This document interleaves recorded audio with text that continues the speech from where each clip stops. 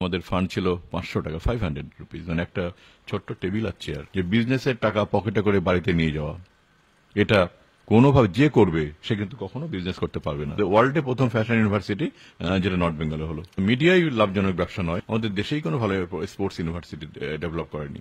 আমি সবাইকে বলবো যেটা যে বেছে সেটাই নিতে যেটা নিজের মন চাইছে।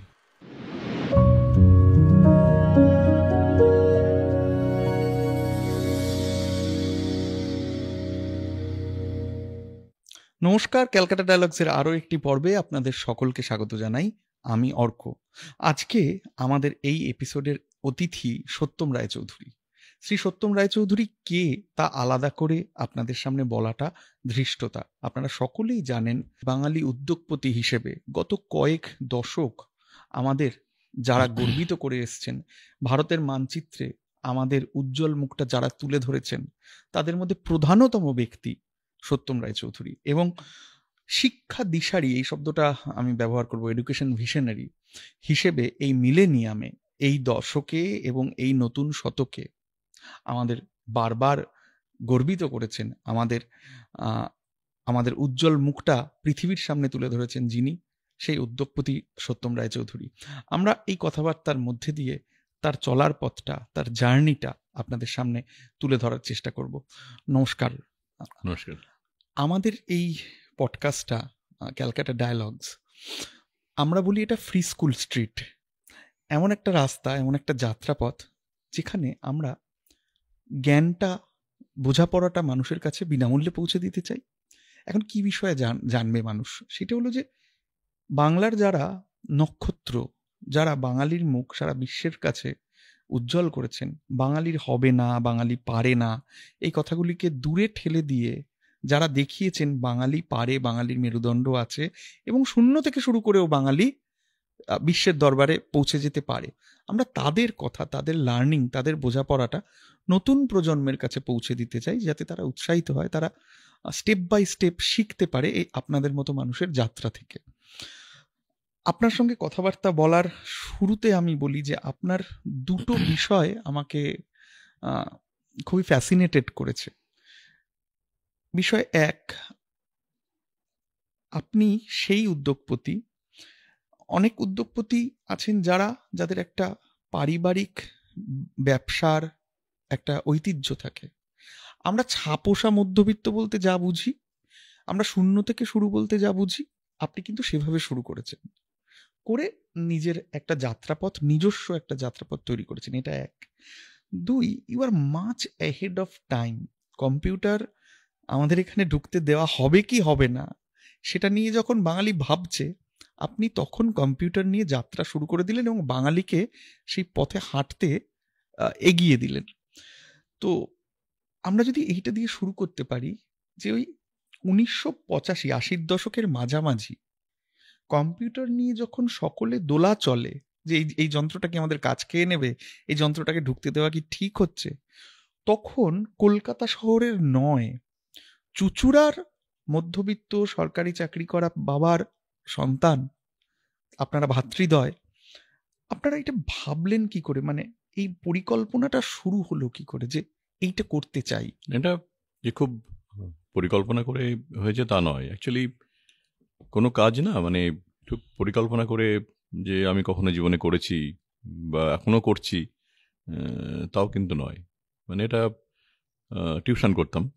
হ্যাঁ, টিউশন করতে করতে তখন মনে হলো যে এটাও তো হতে পারে যে এদের যে নর্মাল টিউশনগুলো আমরা করি তার সঙ্গে যদি কম্পিউটার লার্নিংটা দেয়া যায়। ওকে, সেই ভাবনা থেকেই এই কম্পিউটার টিচিংয়ের এটা শুরু। এবং সেটা বাড়ির গ্যারেজে, সেটা বাড়ির গ্যারেজে। এবং অ্যাকচুয়ালি দেখা গেল যেটা যে ভেবেছিলাম ওই একটা কম্পিউটার বসিয়ে যারা আমাদের কাছে টিউশন নিতে আসে তাদেরকেই আমরা কম্পিউটার শেখাবো, সেটা করতে গিয়ে দেখা গেল যে এদের সঙ্গে সঙ্গে অন্যান্য অনেকেই ইন্টারেস্ট পাচ্ছে এটাতে। তখন এটা সামগ্রিকভাবে একটা নাম দিয়ে, the institute of computer engineers India, এই নামটা দিয়ে প্রথম। এবং আমরা মানে ভাবতে পারিনি, অ্যাকচুয়ালি আমি জীবনে অনেক কিছুই করেছি যেটা প্রথম হয়ে গেছে, এটাও ঠিক প্রথম, যে প্রথম computer training institute in Bengal সেটা হয়ে গেল। মানে সেটা ভাবনাটা এলো ওইভাবে, তারপরে একটা নাম ঠিক হলো, তারপরে ওটাকে কম্পিউটার একটা এডুকেশন, একটা প্রপার এডুকেশন শুরু হলো। এবং তখন জানতামও না যে এটা কি হবে, এর থেকে আবার একটা সার্টিফিকেশন লাগবে, স্টুডেন্টরা after completion of the program একটা সার্টিফিকেট চাইবে ডেফিনেটলি, তো সেটা কিভাবে পাওয়া যাবে।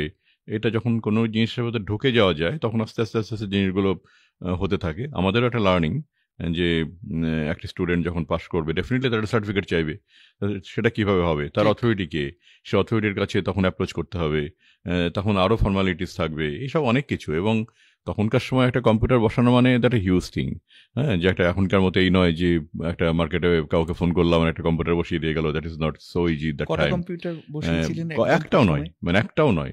প্রথম হচ্ছে কম্পিউটার শেখো থিওরিটিক্যাল, কারণ ওই সময়টা যেটা ছিল সেটা হচ্ছে যে কম্পিউটারের এখনকার মতো এই রেডি সফটওয়্যার তো ছিল না, তখন প্রোগ্রামিং লিখতে হতো।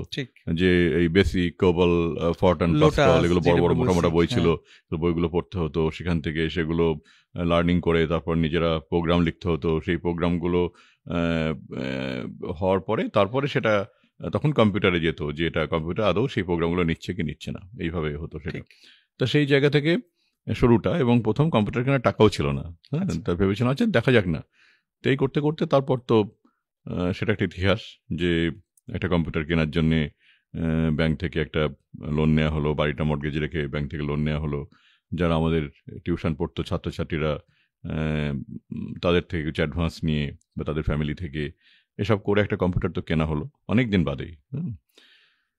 তারপরে কম্পিউটার বসা থেকে দেখা গেল সে আরও হ্যাপা, সেখানে একটা ইলেকট্রিক লাইনটাকে চেঞ্জ করতে হবে, হিউজ ইলেকট্রিক লাইন লাগবে, সেখানে এয়ার কন্ডিশন লাগবে একটা, মানে যারা কম্পিউটার সাপ্লাই করলো তখন বললো যে একটা এয়ার কন্ডিশন রাখতে হবে, এয়ার কন্ডিশনে রাখতে হবে, তখন আবার এয়ার কন্ডিশন মেশিন, সেটা একটা হিউজ, তখন একটা এয়ার কন্ডিশন মানে তখনকার দিনে একটা হিউজ থিং, যে আবার একটা এয়ার কন্ডিশন কেনা, দামও অনেক।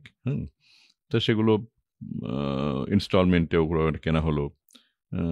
এই করে আবার আমাদের বাড়িটার নামও হয়ে গেল কম্পিউটার বাড়ি। হ্যাঁ, যখন তখন ওই চুঁচুড়া শহরে নাম হয়ে গেল কম্পিউটার বাড়ি।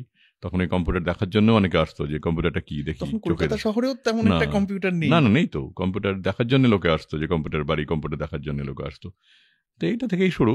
তো সেটা সেই সময়টাতে যদিও শুরুর সময়টাতে কোনো প্রতিবন্ধকতা হয়নি, কিন্তু তারপরে তুমি যেটা বললে যে ওই সময়টাতে কম্পিউটার ঢুকতে দেওয়া হবে কি হবে না সেটা নিয়ে দোলাচাল, সেটা নিয়ে প্রতিবন্ধকতা, হ্যাঁ সেটা হয়েছিল। আমরা তারপরে ওই সেন্টারটা তৈরি করার পরে তারপর তো মানে অনেক সেন্টার করেছিলাম আমরা, প্রায় মোর দ্যান 100। সেটা যাবো। হ্যাঁ, আমি তোমাকে এটা শেষ করি এই জায়গাটা, তুমি যে বললো ওই জায়গাটা। তো ওই কিছু কিছু জায়গাতে ওই সেন্টারটা ওপেন করতে গিয়ে তখন আমরা অনেক বিপদের মধ্যে পড়েছি। হ্যাঁ, দেখা যাচ্ছে কম্পিউটার সেন্টার ইনগরেশনের জন্য একটা ডেট করা হয়েছে, বাইরে হিউজ একটা স্লোগান চলছে, একটা প্রোটেস্ট চলছে, যে কম্পিউটার হটাও, কম্পিউটার বাদ দাও, কম্পিউটার থাকা মানে আমাদের চাকরি চলে যাবে, হ্যাঁ কম্পিউটার সেন্টার খুলতে দেওয়া হবে না। এটার মধ্যে দিয়ে আমাদের যেতে হয়েছে তখন। দেখুন, এই যে ঝুঁকিটা নিলেন, মা বাবারা তো ঝুঁকি নিতে না করে, আমাদের একবিংশতেই না করে। আর আমি বলছি 80-র দশক, সেই সময় আপনার বাবা সরকারি চাকুরে ছিলেন, আপনার মা হোম মেকার। তো বাড়ি থেকে বাধা আসেনি যে ব্যবসা, ঝুঁকি, তাও আবার নতুনতর ব্যবসা, যেটা আগের প্রজন্ম জানেই না, বোঝেই না? না, এটা কোনোদিনই আসেনি। অ্যাকচুয়ালি আমাদের বাড়িতে এবং মা বাবা খুব উদার মনের মানুষ অ্যাকচুয়ালি, এবং যার জন্যে কখনো আমরা কি করব, মানে বাবার একটাই ছিল যে আমরা ঠিকমতো পড়াশোনা করছি কিনা, এইটুকুই। তারপরে আমরা যখন বড় হলাম, আমাদের বাড়িতে কখনো আমাদের বলা হয়নি যে আমরা কি করব, কি পড়বো, বা কোনো জব করব কি করব না, বা আমরা বিজনেস করব কি করব না, সেটা নিয়ে কখনো মা বাবা কখনো ভাবেননি। এবং আমরা করতে গিয়ে কখনো সেটা নিয়ে তারা কখনো আমাদেরকে এটাতে, এখনকার অনেক সময় শুনি যে চাকরি ছাড়া নিজেরা কিছু করতে গেলে মা বাবা ভীত হন। আমাদের মা বাবা কখনো ভীত হননি, বরঞ্চ আমাদেরকে উৎসাহই দিয়েছেন এবং এগিয়ে দিয়েছিলেন। সেদিক থেকে আমরা লাকি। খুব পায়োনিয়ারিং, কারণ সে সময় এটা কল্পনা করা যেত না। ঠিকই। আপনারা স্কেল আপ করা শুরু করলেন, মানে প্রথমে আপনাদের মডেলটা তৈরি হলো চুঁচুড়ায়, প্রোটোটাইপ আজকে আমরা বলি, এমভিপি, মিনিমাম ভায়াবল প্রোডাক্ট। তারপর স্কেল আপ করলেন। একটা সময় দেখা গেল যে 70টা কলেজে এবং বেশ কিছু ইউনিভার্সিটিতে আপনাদের, এবং ইন্ডিভিজুয়াল কিছু সেন্টারে কম্পিউটার লার্নিং আপনারা একটা কোর্স মডিউল ডিজাইন করে চালাচ্ছেন। এটার পেছনে যারা ব্রেনস্টর্মিং করছে, যারা প্ল্যান করছে, তারা শুধু আপনারা দুজন ছিলেন প্রথমে? আপনি, হ্যাঁ, আপনার প্রথমে দাদা? আমরা দুজনই। তারপরে হচ্ছে যে এখন পড়াবে কি? আমি তো জানতাম না কম্পিউটার। ওকে, হুম, দাদা কিছুটা জানতো। হুম। আমি তো কিচ্ছু জানতাম না। আমি প্রথম ব্যাচে আমিও কম্পিউটার শেখার জন্য ক্লাস করতাম। আচ্ছা। আর ওখানে ওই বাড়ির কাছাকাছি একটা ওই আমাদের শাহগঞ্জ ডানলপ ফ্যাক্টরি ছিল। ওখানে কিছু কয়েকজন কম্পিউটার জানতেন। তারা এলেন ওই ক্লাসগুলো নেওয়ার জন্যে, থিওরিটিক্যাল এবং প্র্যাকটিক্যাল ক্লাসগুলো নেওয়ার জন্যে, এবং তাদের কাছেই মেনলি আমরা সেইভাবে শিখেছি। তারপরে অনেকেই আস্তে আস্তে যারা কম্পিউটার শিখেছেন বা কম্পিউটার জানেন, বিভিন্ন জায়গাতে রয়েছেন, তারা আস্তে আস্তে আমাদের সঙ্গে যোগাযোগ করতে শুরু করলেন। তখন দেখা গেল অটোমেটিক্যালি পড়ানোর লোকজন চলছে, অনেক, পড়ানো পড়ানোর সহজ লোকজন হয়ে অনেকে যাচ্ছে। এসে গেলেন। 90-এর দশকে আপনারা ভোটার আইডি কার্ডের কাজ শুরু করলেন, সচিত্র পরিচয়পত্র তৈরি করার। এটা আমি যখন আপনার জার্নিটা পড়ছিলাম, আমার মনে হয়েছিল যে একজন উদ্যোগপতি, তিনি যখন তার পুঁজি বাড়াতে চান, তিনি নানা রকম কাজ করেন, করে পুঁজিটাকে বাড়িয়ে নেন, বাড়িয়ে তারপর তার প্রাইমারি যে কাজটাকে, সেটাকে তিনি আরো ম্যাগনিফিসেন্ট করে তোলেন। আপনারা এই কাজটা কেন করেছিলেন? সে সময় কেন রাজি হয়েছিলেন ওটা না, সে করতে? সময়টা অ্যাকচুয়ালি তখন আমাদের প্রচুর স্টুডেন্ট, মানে প্রত্যেক ডিস্ট্রিক্টেই তখন কম্পিউটার সেন্টার ডেভেলপ করে গেছে 94-এ এটা। প্রত্যেক ডিস্ট্রিক্টেই কম্পিউটার সেন্টার রয়েছে, বিভিন্ন কলেজগুলোতে, ইউনিভার্সিটিগুলোতে কম্পিউটার সেন্টার রয়েছে। প্রায় মানে লক্ষাধিক ছাত্রছাত্রী তখন কম্পিউটার পড়ছে আমাদের সবগুলো সেন্টার মিলিয়ে।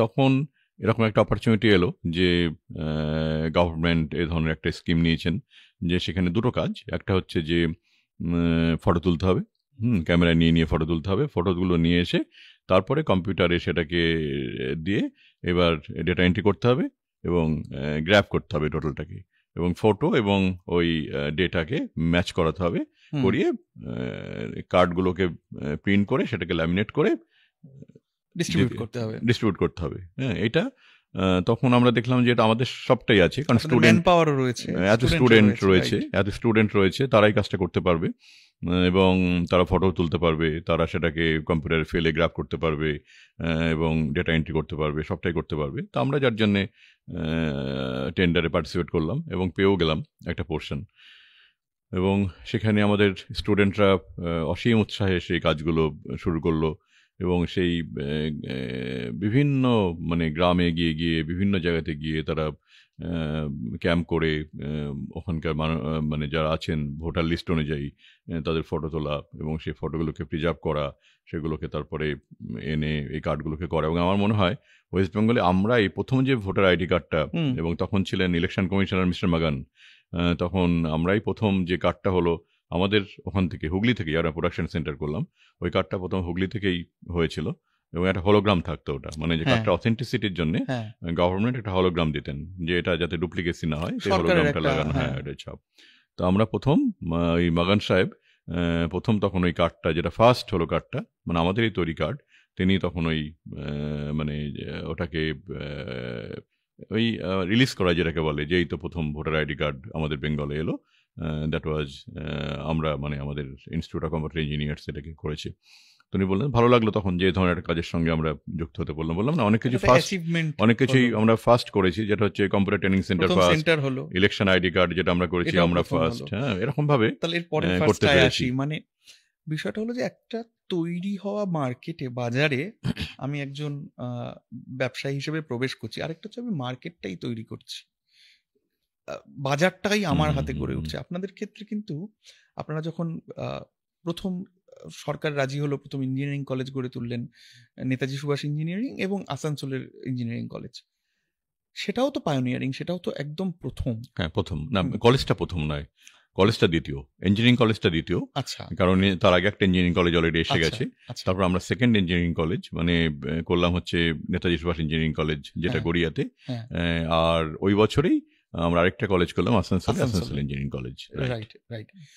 এবং এইভাবে দেখি যে তার মানে যখন আমাদের এখানেও সল্টলেকের মতো একটা জায়গা, একটা আইটি হাব ডেভেলপড হচ্ছে, এই ইঞ্জিনিয়ারিং কলেজগুলোর জন্যই আমাদের এই আইটি হাবে কিন্তু একদম সরাসরি আপনাদের ছেলেরা চাকরি পেল, ফলে বাঙালি একটা কাজ পেল, তাদের মধ্যে একটা উৎসাহ তৈরি হলো, পরিবারগুলির আয়ের জায়গাটা বাড়লো, স্কেল আপ, আস্তে আস্তে বিষয়টা বাড়ানো, এটা কিভাবে দেখেছিলেন, কিভাবে ভেবেছিলেন তখন যে একটা প্রথম ইউনিট, সেটাকে আজকে এত ইউনিট কিভাবে সেটাকে ভেবেছিলেন, যেটাকে কিভাবে না স্কেল আপ আসলে করা বললাম যায়? না, আমি কোনো কিছু ভাবিনি। হ্যাঁ, কোনো কিছুই ভাবিনি যে সেই যখন ভেবেছিলাম যে একটা কম্পিউটার ট্রেনিং সেন্টার, ভাবলাম যে ও এটাই তো, that is our future, that is our life.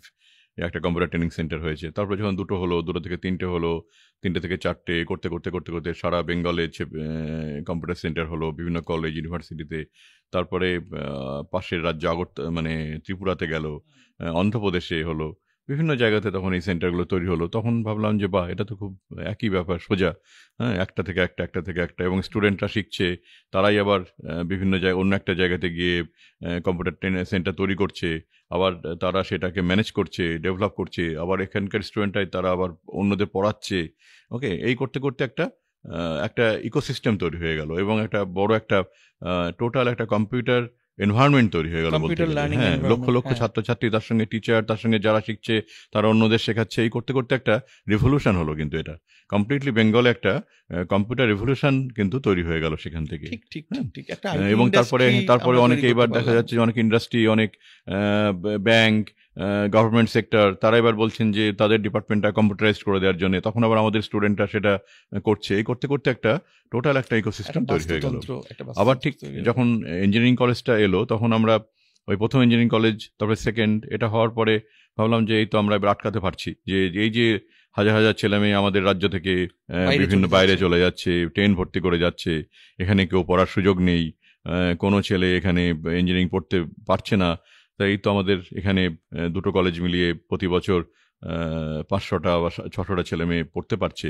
ওকে, এটা যদি আমরা আস্তে আস্তে আস্তে স্কেল আপ করতে পারি, বাড়াতে পারি, তারপরেই আবার শিলিগুড়িতে একটা হলো, তারপরে এই করতে থার্ড ফোর্থ ফিফথ করতে করতে করতে করতে আবার ওগুলো বাড়তে থাকলো। তখন দেখা গেল যে এখন we are the largest producer of engineers, এবং আমাদের ছাত্রছাত্রীরা সারা পৃথিবীতে ইঞ্জিনিয়ারিং পাশ করে তারা সারা পৃথিবীতে ছড়িয়ে গেছে। দেশে বিদেশে যেখানেই যায় না কেন, সেখানেই দেখতে পাই যে স্টুডেন্টরা আসছে, হয়তো এসে প্রণাম করছে, এসে বলছে আমি এখানে আছি। হ্যাঁ, কেউ বলছে আমি গুগলে আছি, কেউ বলছে মাইক্রোসফটে আছি, কেউ বলছে অ্যামাজনে আছি, হ্যাঁ, কেউ বলছে আমি অ্যাকসেঞ্চারে আছি। মানে সারা পৃথিবীতে যেখানেই যাই না কেন আহ, দেখা হয়। হ্যাঁ, তারা আমাকে চিনে, তারা আমার কাছে আসে, তারা কথা বলে। কোনো ডেলিগেশনে গেলে বা কোনো হয়তো কোথাও একটা কোনো ইভেন্টে গেলাম, সেখানে দেখতে পাচ্ছি যে আফটার কমপ্লিশন দ্য ইভেন্ট যখন বাইরে বেরিয়েছি, তখন দেখি বেশ আমার এক ছাত্রছাত্রী অনেকে দাঁড়িয়ে আছে তাদের ফ্যামিলি নিয়ে, যারা এখান থেকেই শুরু করেছিল এক শুরু সময়। করেছিল। তাহলে খুব ভালো লাগে এগুলো, এবং তখন দেখে তখন মনে হয় যেন সত্যিই এটা তো কিছু আজকে একটা সারা করা হয়েছে। পৃথিবীতে, হ্যাঁ সারা পৃথিবীতে আজকে সেই 1984 থেকে এই 2024, এত বছর ধরে, প্রায় 40 বছর ধরে এই যে লক্ষ লক্ষ ছাত্রছাত্রী আমাদের এখান থেকে পড়াশোনা করে সারা পৃথিবীতে ছড়িয়ে গেছে। তারা সেখানে তাদের অন্যান্য কান্ট্রিকে সার্ভ করছে, আমাদের দেশকে রিপ্রেজেন্ট করছে। আমাদের ওখান থেকে তারা একটা ইনকাম করে তারা তাদের ফ্যামিলিতে দেশে তারা অর্থ পাঠাচ্ছে, ফ্যামিলিতে দেশের দিচ্ছে। অর্থনীতিতে হ্যাঁ, একটা impact ফ্যামিলিকে create তারা করছে। বড় করছে, হ্যাঁ, ফ্যামিলিকে সাপোর্ট করছে, সোসাইটিকে সাপোর্ট করছে। এটা তখন মনে হয় যে সত্যি একটা কিছু করার মতো করা, এটাকে তখন ভালো লাগে, এগুলোই পাওয়া আর কি। এটা যে কোর্স ডিজাইন, মানে বেসরকারি স্তরে আপনাদের আরেকটা অবদান, সেটা হলো মাস কমিউনিকেশনের মতো বিষয়কে আপনারা ইন্ট্রোডিউস করেছেন। আবার বায়োটেকনোলজি, সেটাও আপনারা ইন্ট্রোডিউস করেছেন। তো কোর্স ডিজাইনটার পেছনে আপনার ভাবনা, আপনাকে কারা সাহায্য করেছে, এটা যদি একটু বলেন। এটাও খুব স্পন্টেনিয়াস অ্যাকচুয়ালি। যখন কোনো এই কম্পিউটার প্রোগ্রামগুলো এলো, মানে আমাদের ইঞ্জিনিয়ারিং প্রোগ্রামগুলো এলো, তখন ওই আমরা প্রথমেই যেগুলো থাকে normally civil, mechanical, electrical, computer science, computer engineering, এগুলো দিয়েই শুরু হয়। তারপরে নতুন নতুন নতুন নতুন কোর্সেস, এবং আমার মনে হয় যে ওয়েস্ট বেঙ্গলে প্রচুর প্রোগ্রাম আমরা এনেছি, যেগুলো ইঞ্জিনিয়ারিংয়ের উপরে, যেমন biotechnology, biomedical engineering, food technology, কম্পিউটারেরই নানা রকম অ্যালাইড প্রোগ্রামস। তারপরে হচ্ছে যে এই যে bachelor of computer application, bachelor of business administration, এগুলোও আমরা প্রথম। এবং এই hospital management, hospitality management, mass communication, media, এই এই ধরনের প্রোগ্রাম, অনেক প্রোগ্রাম মানে আমরাই হয়তো প্রথম ইন্ট্রোডিউস করেছিলাম এখানে। এবং এত বছর ধরে হয়তো যেহেতু আমাদের কলেজগুলোকেও আরও বেশি ভায়াবল করতে হবে, আরও বেশি স্টুডেন্টদেরকে অ্যাট্রাক্ট করতে হবে, সেই জন্য নতুন নতুন ভাবনা, নতুন নতুন চিন্তা এগুলো করতে হয়েছে। হ্যাঁ, তবে ডেফিনেটলি গভর্নমেন্ট বডি যেগুলো আছেন, আমাদের ইউনিভার্সিটি যেগুলো, আমাদের ইঞ্জিনিয়ারিং কলেজগুলোকে যারা মেনলি এই কোর্সগুলোকে অ্যাপ্রুভ করেন, মডিউলগুলোকে সাজায়, হ্যাঁ কোর্সগুলোকে অ্যাপ্রুভ অ্যাপ্রুভ করেন, করে। তাদের বোর্ড অফ স্টাডিজ আছে এবং সেখানে বিভিন্ন ফ্যাকাল্টিজরা আসেন, সেখানে তারা নতুন নতুন কোর্স ডিজাইন, তার সিলেবাসটা কীরকম হবে, কেমন হবে, তারা সেগুলো হেল্প করেছেন। কিন্তু আমরাও অনেক সময় একটা পার্ট নিয়েছি যে এই ধরনের প্রোগ্রামটা এলে স্টুডেন্টদের জন্য ভালো হবে, এই ধরনের কোর্সটা করলে জব অপরচুনিটি বাড়বে। আমিও যেহেতু বহু বছর ধরে সারা পৃথিবীতে ঘুরে বেড়াই, বিভিন্ন ইউনিভার্সিটিতে যাই, বিভিন্ন অর্গানাইজেশনে আমি যাই, আমিও কোথাও কিছু নতুন কিছু দেখলে সেটাকেও চেষ্টা করি এখানে ইন্ট্রোডিউস করার জন্য। এই করতে করতে করতে করতে হয়তো আমাদের ইউনিভার্সিটি, আমাদের কলেজ সব কিছু মিলিয়ে দেখা যাবে যে হয়তো যত রকম প্রোগ্রাম হওয়া উচিত সব রকম প্রোগ্রামই আমাদের ইউনিটগুলোতে রয়েছে। তা এটা একদিনে হয়নি, এটা প্রতি মুহূর্তে ডেভেলপ করতে করতে হয়েছে এবং প্রতিদিন এটা হয়। এই যে আমাদের ইউনিভার্সিটিতে নতুন নতুন প্রোগ্রামগুলো আসে প্রতি বছর, কলেজগুলোতে নতুন প্রোগ্রামগুলো আসে, এটা কিন্তু মানে প্রতিদিনের ভাবনা চিন্তা থেকে আস্তে আস্তে বাড়তে বাড়তে বাড়তে বাড়তে এটা হয়ে যায়। সিস্টার নিবেদিতা ইউনিভার্সিটির আপনি চ্যান্সেলর। এই ইউনিভার্সিটি, টেকনো ইন্ডিয়া ইউনিভার্সিটির পাশাপাশি এই ইউনিভার্সিটিটা গড়ে তোলার বিষয়টা যদি বলেন, এইটার কথা কেন ভাবলেন? অ্যাকচুয়ালি যেমন কলেজ একটা একটা করতে করতে এখন প্রায় 22টা কলেজ আমাদের, ইঞ্জিনিয়ারিং কলেজ। ইঞ্জিনিয়ারিংয়ের সঙ্গেও আরও অনেক কলেজ আছে, management college, BEd college, polytechnic college, ITIs, করতে করতে অনেক কলেজ, ঠিক আছে। তখন ইউনিভার্সিটি যখন একটা হলো, এবং that is the first private university in Bengal. আমি বললাম অনেক কিছু ফার্স্ট, সেটা হচ্ছে first private university in Bengal, techno India university. এটার পরে যখন 2017 এন্ডের দিকে যখন এই সিস্টার নিবেদিতা ইউনিভার্সিটি হলো, তখন এটা কিন্তু ওটাও কোনো ভাবনা চিন্তার মধ্যে ছিল না। তখন একটা ওই সিস্টার নিবেদিতার ওয়েম্বলিতে যে বাড়িটা আছে ইংল্যান্ডে, সেই বাড়িটার একটা প্রোগ্রাম ছিল, মানে ওই সিস্টার নিবেদিতার 150th একটা সেরিমনি ছিল। তো সেই জায়গাটা আমরা গিয়েছিলাম এবং আমাদের মুখ্যমন্ত্রীও সেখানে ছিলেন। তা ওইটা কথা বলতে বলতে তখন এটা ঠিক হলো যে আমরা বেঙ্গলে একটা সিস্টার নিবেদিতা নামে একটা ইউনিভার্সিটি হবে। হ্যাঁ, এবং আমাদের মাননীয় মুখ্যমন্ত্রী ওখানেই অ্যানাউন্স করলেন যে বেঙ্গলে একটা সিস্টার নিবেদিতা নামে একটা ইউনিভার্সিটি হবে, এবং আমার কথা বললেন যে টেকনো ইন্ডিয়া সত্যম রাজ্য এখানে রয়েছেন এবং উনি এটা করবেন বলেছেন, ঠিক আছে। তো কথা হয়ে গেল, সুতরাং ফিরে এসেই আবার লেগে পড়া গেল এই সেকেন্ড ইউনিভার্সিটি করার জন্যে, এবং ওটা খুব তাড়াতাড়ি হলো এবং 2018 জুলাইতেই এই সিস্টার নিবেদিতা ইউনিভার্সিটি প্রায় 250 জন স্টুডেন্ট নিয়ে শুরু হয়ে গেল। তারপরে এরপর আরও কতগুলো ইউনিভার্সিটি আমাদের গ্রুপে এসছে। এর মধ্যে ত্রিপুরাতে একটা ইউনিভার্সিটি হয়েছে, টেকনো ইন্ডিয়া ইউনিভার্সিটি ত্রিপুরাতে হয়েছে। এই কিছুদিন আগে আর একটা ইউনিভার্সিটি বিল পাস হলো নর্থ বেঙ্গলে, আমাদের স্কিল না, এটা হচ্ছে skill knowledge and fashion university, skill knowledge and fashion university হলো। তারপরে একটা স্পোর্টস ইউনিভার্সিটি আসছে চুচুড়াতে, সেটার কাজ চলছে পুরোদমে। বলুন স্পোর্টস ইউনিভার্সিটি বিষয়টা কেমন? এটা আমাদের এখানে আমরা খুব পরিচিত নই। আমরা স্পোর্টসের মধ্যে থাকি, কারণ হচ্ছে যে এত স্টুডেন্ট স্কুল কলেজে, তারা সবসময় স্পোর্টসের মধ্যে থাকে। বিশেষ করে স্কুলগুলোতে তো বাচ্চারা প্রথম থেকে পড়াশোনার সাথে সাথে তাদের স্পোর্টস থাকে। তা ওইটা ভাবনা থেকেই আমার মাথায় এলো যে আমাদের এখানে কোনো স্পোর্টস ইউনিভার্সিটি নেই, এবং আমাদের দেশেই কোনো ভালো স্পোর্টস ইউনিভার্সিটি নেই। রাজ্যে তো নেই, আমাদের দেশেই কোনো ভালো স্পোর্টস ইউনিভার্সিটি ডেভেলপ করেনি। এবং আমি অ্যাকচুয়ালি একবার এতে গিয়েছিলাম, লিডসে গিয়েছিলাম, ওই লিডস ইউনিভার্সিটি অফ স্পোর্টস। হ্যাঁ, এটা তখন আমার ওটা দেখে মনে হয়েছিল যেন আমাদের যদি রাজ্যে এরকম একটা ইউনিভার্সিটি তৈরি করা যায়। তখন ওই ভাবনা থেকেই। কত সালে গিয়েছিলেন? সেটা আমি এই 2021 হবে, 20 ওই কোভিডের জাস্ট পরেই, 21-এর এন্ডের দিকে, কোভিডের পরেই জাস্ট তখন গিয়েছিলাম। তখন দেখলাম ওরা দারুণভাবে স্পোর্টস ইউনিভার্সিটি করছে এবং এখান থেকে প্রচুর স্টুডেন্ট ইন্টারন্যাশনাল বিভিন্ন ইভেন্টে পার্টিসিপেট করেছে। ওরা বললো যেটা যে আমাদের ইউনিভার্সিটি থেকে অ্যাভারেজে প্রতি বছর এই অলিম্পিকেই প্রায় 15টা মেডেল আসে এবং আদার ইন্টারন্যাশনাল ইভেন্টে তো আসেই। তখন আমার মনে হলো বা তাহলে আমরা কেন করতে পারবো না। তখন আমি এসে মাননীয় মুখ্যমন্ত্রীকে আমি জানালাম যে ধরনের ইউনিভার্সিটি করা যায়, এবং উনি দেখলাম সঙ্গে সঙ্গে ওই 2022-এর জানুয়ারিতে, 23শে জানুয়ারি রেড রোডে নেতাজির যেদিন বার্থডে সেদিন উনি অ্যানাউন্স করলেন ওখান থেকে যে আরেকটা আমাদের রাজ্যে ইউনিভার্সিটি হবে, স্পোর্টস ইউনিভার্সিটি, এবং যেটার নাম হবে নেতাজি সুভাষ স্পোর্টস ইউনিভার্সিটি। এবং তারপর থেকেই ওটা কাজ শুরু হয়ে গেল, এবং এটা ডিসেম্বরের মধ্যে ফার্স্ট ফেজের কাজ শেষ হয়ে যাবে। এবং তারেই আমার মনে হয় 2025-এর জুলাইতে যে সেশন, সেই সেশন থেকে আমাদের স্পোর্টস ইউনিভার্সিটি এনরোল করতে পারবে। তার মানে এটা আরেকটা এরিনা, সেটাও নতুন করে ফ্যাশন একটা নতুন এরিনা। এবং এই ফ্যাশনটা যে হয়ে গেল ফ্যাশন ইউনিভার্সিটি, এবং এটা কিন্তু তখন দেখলাম মানে এই ফ্যাশন ইউনিভার্সিটিটা হচ্ছে ইন্ডিয়াতে নয়, ওয়ার্ল্ডের ফার্স্ট ফ্যাশন ইউনিভার্সিটি। ওয়ার্ল্ডে কোনো ফ্যাশন ইউনিভার্সিটি নেই, ইনস্টিটিউশন প্রচুর আছে যেখানে ফ্যাশন টেকনোলজি, কিন্তু ফ্যাশন ইউনিভার্সিটি বলে কিছু নেই। আমাদের দেশে তো নেই, মানে কোথাও আমি দেখিনি যে ফ্যাশন ইউনিভার্সিটি, কিন্তু এই প্রথম আমাদের ওয়ার্ল্ডে প্রথম ফ্যাশন ইউনিভার্সিটি যেটা নর্থ বেঙ্গলে হলো। এবং প্রত্যেকটাই যারা এখানে পড়বে, যারা এখানে কাজ শিখবে, তাদের কাজ শিখে একটা গ্লোবাল এক্সপোজারের জায়গা আছে ডেফিনেটলি। এবং এই ফ্যাশন ইউনিভার্সিটিটার সঙ্গে সঙ্গে সেখানে তো স্কিল অ্যান্ড ফ্যাশন, তো স্কিলের উপরে প্রচুর জব অপরচুনিটি আছে। এবং আমি ওই নর্থ বেঙ্গলটাকে বেছে নিয়েছিলাম ওই জন্যই যে north Bengal and whole north east, তারা দেখবেন একটু মানে সবসময় একটু ফ্যাশনেবল থাকতে ভালোবাসে তারা।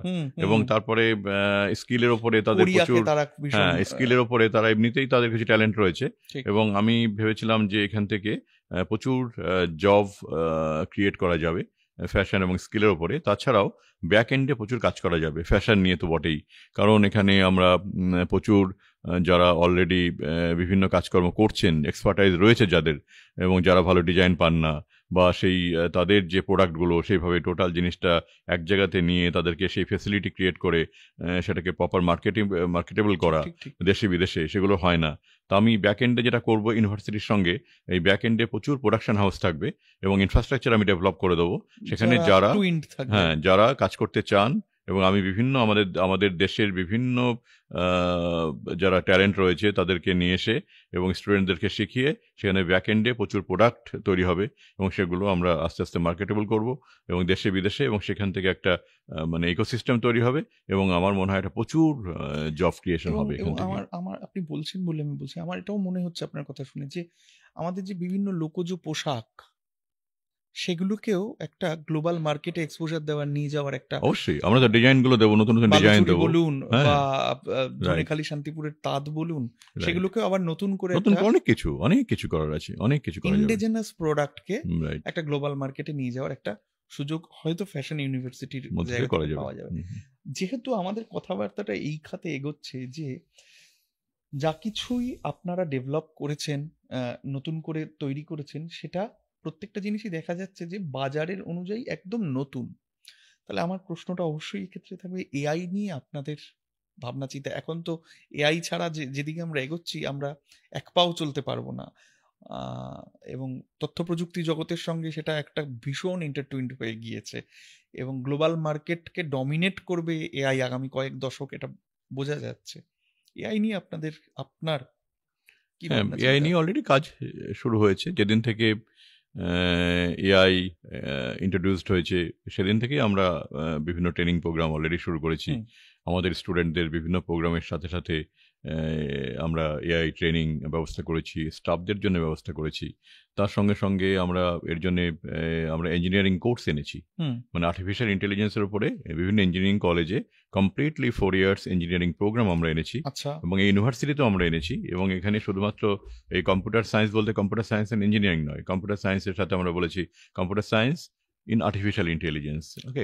ওকে, তার জন্য ডিগ্রি ডিপ্লোমা প্রোগ্রাম আমরা এনেছি। তাছাড়াও এখানে আমরা এটার উপরে বিভিন্ন রকম শর্ট প্রোগ্রামস ডিজাইন করেছি, এবং যাতে আমাদের যারা অলরেডি মানে শুধুমাত্র এই এআই নিয়েই পড়াশোনা করবেন তাদের জন্য 4 বছর তো কোনো প্রয়োজন নেই। তারা কম্পিউটার জানেন, তারা কম্পিউটার ইঞ্জিনিয়ার হয়তো, বা অন্যান্য ফিল্ডে তারা ইঞ্জিনিয়ারিং করেছেন বা পড়াশোনা করেছেন, হ্যাঁ, বা হয়তো কেউ কোনো একটা হয়তো ফাইন আর্টসের একটা প্রোগ্রাম করেছেন, হ্যাঁ, বা তারা কেউ একটা হয়তো কি বলবো একটা সাইকোলজির প্রোগ্রাম করেছে। সেটাকে কি করে এআই লিঙ্ক করা যায়, সেটা মানে প্রত্যেকটা ডিসিপ্লিনের সঙ্গে কি করে এআই লিঙ্ক করা যায়, করে তাদের কাজ অনেক বেশি গতিশীল করা যায়, তার জন্য আমরা অলরেডি সেই প্রোগ্রামগুলো ইন্ট্রোডিউস করে দিয়েছি এবং স্টুডেন্টরা সেটা করছে। এবং এটা আমাদের কিন্তু সব জায়গাতেই আমরা এটা ইন্ট্রোডিউস করেছি। হোটেল ইন্ডাস্ট্রি, সেটাই আপনি এলেন কেন? আপনাদের ওটা দার্জিলিং আমি বললাম না, আমি কোনো কিছু ভাবনা চিন্তা করে আসিনি। মানে যখন যেটা মানে অপরচুনিটি এসছে বা কিছু একটা ভাবনা চিন্তার মধ্যে এসেছে, হয়তো সেটা হয়ে গেছে। হোটেলটা আমি নিজে তৈরি করিনি, ওটা একটা অপরচুনিটি পেয়েছিলাম। রিট্রিট এটা দার্জিলিং হ্যাঁ, এটা একটা পারচেস করে নেওয়ার জন্য, সেটা পারচেস করে নিয়েছিলাম সেই জন্যই একটা। এবং হোটেলটা আসার ফলে কি হয়েছিল, আমার মাথায় তখন এসেছিল যে যেহেতু একটা হোটেল রয়েছে, আরও কিছু হোটেল করব এবং তার সঙ্গে সঙ্গে হোটেল ম্যানেজমেন্ট, হসপিটালিটি ম্যানেজমেন্ট প্রোগ্রামগুলো ওইগুলো আবার করবো, জুড়ে যাবে। লিঙ্ক করবো। হ্যাঁ, সেটাই সুবিধা হয়েছে। এবং ঠিক হসপিটালের ক্ষেত্রেও ঠিক তাই, যে আমরা একটা হসপিটাল করার পরে আরও কতগুলো হসপিটাল করেছি। এবং এই হসপিটালগুলো করার ফলে কি হয়েছে, যে আমরা হসপিটাল ম্যানেজমেন্টের ওপরে অনেক রকম program, nursing program, hospital management program, medical technicians program, হ্যাঁ, বিভিন্ন রকম প্রোগ্রাম। তারপরে যারা বায়োমেডিক্যাল ইঞ্জিনিয়ারিং প্রোগ্রাম করছে তাদের হসপিটালের গিয়ে তাদেরকে হাতে কলমে সেগুলো শেখা। অর্থাৎ আমরা যা করতে চেয়েছি, মানে আমরা সেখানে কিন্তু সেই ধরনের প্রোগ্রাম আমরা অলরেডি ইন্ট্রোডিউস করে দিয়েছি। যেমন হোটেলের সঙ্গে হোটেল ম্যানেজমেন্ট, হসপিটাল ম্যানেজমেন্ট, হসপিটালের সঙ্গে হসপিটাল ম্যানেজমেন্ট রিলেটেড প্রোগ্রাম এবং মেডিকেল টেকনিশিয়ান, স্যান প্রচুর রকম প্রোগ্রাম আমরা এনেছি। আমাদের ঠিক একসঙ্গে মিডিয়ার সঙ্গেও তাই। আমাদের দুটো মিডিয়া রয়েছে, একটা বেঙ্গলি মিডিয়া, একটা ইংলিশ মিডিয়া। ন্যাশনাল একটা ইংলিশ মিডিয়া রয়েছে, একটা বেঙ্গলি মিডিয়া রয়েছে, মানে নিউজ পেপার রয়েছে। কেন হ্যাঁ, আমরা ওই একই, যে আমাদের যেহেতু মিডিয়া সায়েন্সের প্রোগ্রাম রয়েছে, আমরা mass communication media, not job opportunity, mass communication media science রয়েছে। আমাদের স্টুডেন্টরা মানে দেখতে পাচ্ছে যে, বা শিখতে পারছে যে একটা রেগুলার নিউজ পেপার তৈরি হচ্ছে, সেখানে স্টুডেন্টরা সেটা হাতে কলমে সেটা বুঝতে পারছে যে একটা নিউজ পেপার কীভাবে তৈরি হয়, কীভাবে সেখানে তাদের এগুলোকে ওই কি বলবো, ওখানে তারা দেখছে, শিখছে, কাজ করছে। তার সঙ্গে আবার অনলাইন রয়েছে, তার সঙ্গে অন্য অনেকগুলো সেগমেন্ট রয়েছে। আমাদের বাচ্চারা পড়াশোনার সঙ্গে সঙ্গে নিজেরাই একটা মিডিয়া হাউসের সঙ্গে তারা লিঙ্কড হচ্ছে, তারা সেখানে হাতে কলমে কাজটা দেখতে পাচ্ছে। এটাই আমি একটা প্রশ্ন করি, এই মুহূর্তে কোভিড পরবর্তী পরিস্থিতিতে প্রিন্ট মিডিয়া কি লাভজনক ব্যবসা? সারা পৃথিবীতে একটা গুঞ্জন। না, প্রিন্ট মিডিয়াই লাভজনক ব্যবসা নয়, আমার মনে হয় না মিডিয়াই লাভজনক ব্যবসা নয়। ওকে, মিডিয়াই লাভজনক ব্যবসা নয়। তাহলে ডিজিটাল মিডিয়ারই বা ভবিষ্যৎ কি? আমি না, মানে এটা করতে গিয়ে আমি দেখেছি যে এটা না একটা প্যাশন, এটা একটা হ্যাবিট। হ্যাঁ, মিডিয়াটা না। এবং যারা জার্নালিস্ট, আমি তাদের দেখেছি যে তারা একজন জার্নালিস্ট, তিনি যে টাকা স্যালারি পান, সে আমাদের দেশে অন্তত সেই টাকা দিয়ে তারা অন্য প্রফেশনে গেলে তারা কিন্তু তাদের যে ট্যালেন্ট আছে এবং তারা যে মানে 24/7 তারা কাজকর্ম করেন এবং তারা সারা দিন ধরে এটা ভাবছেন এবং কত রকমভাবে তাদেরকে, যারা ফিল্ডে থাকেন, হ্যাঁ, কত রকম তাদের ইনসিডেন্ট মধ্যে যেতে হয়, কত রকম রিস্কের মধ্যে তাদেরকে যেতে হয়, এবং তারপরে তারা যে স্যালারিটা পান, মানে অন্য প্রফেশনে কিন্তু স্যালারিটা অনেক বেশি। কিন্তু একজন জার্নালিস্টকে যদি বলা হয় যে আপনি এই জার্নালিজমটা না করে আপনাকে আমি অন্য একটা জব দিচ্ছি, আপনি করুন, কখনো করবেন না। ইভেন অনেকে আছেন যে কোনো একটা হাউসে উনি কাজ করছেন, আমার হাউসে এরকম আছেন যে তিনি মানে অন্য হাউসে অনেক বেশি টাকা অফার পেলেও তিনি যাবেন না। মানে অর্থাৎ তাদের যে প্যাশনটা সেই হাউজের ওপরে, সেই কাজের ওপরে, এবং তিনি যে কাজটা করছেন সেটার উপরে তারা এত ডেডিকেটেড যে তারা অন্য কিছু তারা ভাবতেই চান না, ভাবতেই পারেন না। সুতরাং এই মিডিয়াটা না, মানে এটা প্যাশন, এটা একটা ভালোবাসা, এটা একটা মানে কি বলবো, মানে প্রফিট হলো কি হলো না সেটা বড় ফ্যাক্টর নয়, কিন্তু এটা মনে হয় যেন যে কোথাও একটা আছি, আমরা সমাজের সাথে আছি, হ্যাঁ, নতুন করে ভাবানো, সমাজের সঙ্গে আছি, হ্যাঁ, তাই তো। হ্যাঁ, আমরা একটা কিছু প্রতিদিন দিতে পারছি মানুষের কাছে, ওকে, ভাবাতে পারছি মানুষকে, নতুন কিছু একটা আমরা দিচ্ছি, সমাজকে দিচ্ছি। তো এটা কিন্তু একটা অন্যরকম ব্যাপার। সেখানে কতটা প্রফিট হলো না হলো সেটা কিন্তু ম্যাটার করে না এখানে। আপনারা যুক্ত হওয়ার আগের আজকাল আর আপনারা যুক্ত হওয়ার পরের আজকাল ফারাক কোথায়, কি মনে হয়? অনেকটা ফারাক হয়েছে, সেটা কোয়ালিটিতে অনেকটা ফারাক হয়েছে। কারণ আমি যে কাজটাই যখনই করেছি আমি খুব মন প্রাণ দিয়ে করেছি। আমি জীবনে কোনো কাজ করতে গিয়ে সেখানে ফাঁকি আমি কখনো শিখিনি, ফাঁকি দিতেও শিখিনি। আমি যদি মনে করি যে কাজটা সব থেকে ভালোভাবে করা যায়, প্রতিটা কাজই ভালোভাবে করা যায়, প্রতিটা জিনিসকেই ঠিকমতো রাখা যায়, সুন্দর করা যায়। আমি সৌন্দর্যের পূজারী। আমি যে জিনিসটা করি বা যে জিনিসটা বসি বা যেখানটা করি সেখানটা আমি শুধুমাত্র মানে ব্যবসার কথা ভেবে করি না, সেটা ভালো করার জন্যে যা করার এবং যতটুকু করার আমি সেটা চেষ্টা করি। এবং সেটা যার জন্যে হয়তো আমার কোনো স্কুল, কলেজ, ইউনিভার্সিটি বা আপনি যেখানেই যাবেন দেখবেন তার মধ্যে মিনিমাম একটা নান্দনিকতা আছে। এবং সেটা মানে যেহেতু আমি এটা ভালোবাসি, যার জন্য আমার সঙ্গে যারা থাকেন তারা সেটাকে অ্যাকসেপ্ট করেন এবং তাদেরকে দিয়েই তো আমাকে করাতে হয়, ঠিক আমি ঠিক নিজে আর ঠিক কতটুকু করব। এবং তাদের মধ্যে তারা সেই জিনিসটা কিন্তু লালন করেন এবং সেই জিনিসটা তারা ওখানে ইমপ্লিমেন্ট করেন। এটা আমার যার জন্য কি মানে আজকাল আপনি যেটা বললেন যে আগের আজকাল এখনকার আজকাল, সেটা আপনারা দেখবেন যে লুক অ্যান্ড ফিল অনেক মানে বেটার হয়েছে, লুক অ্যান্ড ফিলটা বেটার হয়েছে। এবং সেখানে বাকি ব্যাপারগুলো ডিজিটাল অনেক জায়গাটা অনেক স্টেবল, শক্তিশালী হ্যাঁ হয়েছে সেটা। অনেক স্টেবিলিটি এসছে সেগুলোতে, সেটাই আর কি। আপনারা অন্যান্য কিছু কাগজ অ্যাকুইজিশনের দিকেও গেছেন, একটা যেমন হ্যাঁ আমরা যেমন ডাক millennium post, Bangla, millennium post, হ্যাঁ হ্যাঁ এগুলি আপনারা অ্যাকুইজিশন রাইট করেছেন। অ্যাকুইজিশন করেছি, রাইট তা প্রত্যেকটা কাগজের চরিত্র আলাদা। রাইট। আপনারা কি এই সংবাদ মাধ্যমটাকে আরো আগামী দিনে আরো বড় করার ব্যাপারে ভাবছেন? এ তো আমি বললাম না যে সবটাই হচ্ছে ন্যাচারাল প্রসেস, হ্যাঁ কোনো জিনিসের মধ্যে ঢুকলে সেটা অটোমেটিক্যালি সেটা বাড়তে থাকে।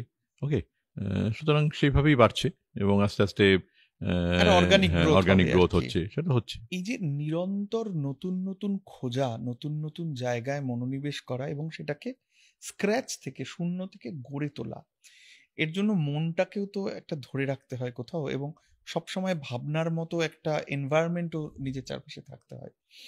এটা পরিবারের একটা বড় ভূমিকা থাকে। অনেকে পারিবারিক নৈরাজ্যে হারিয়ে যায় অনেক উৎসাহ, উচ্চাকাঙ্ক্ষা।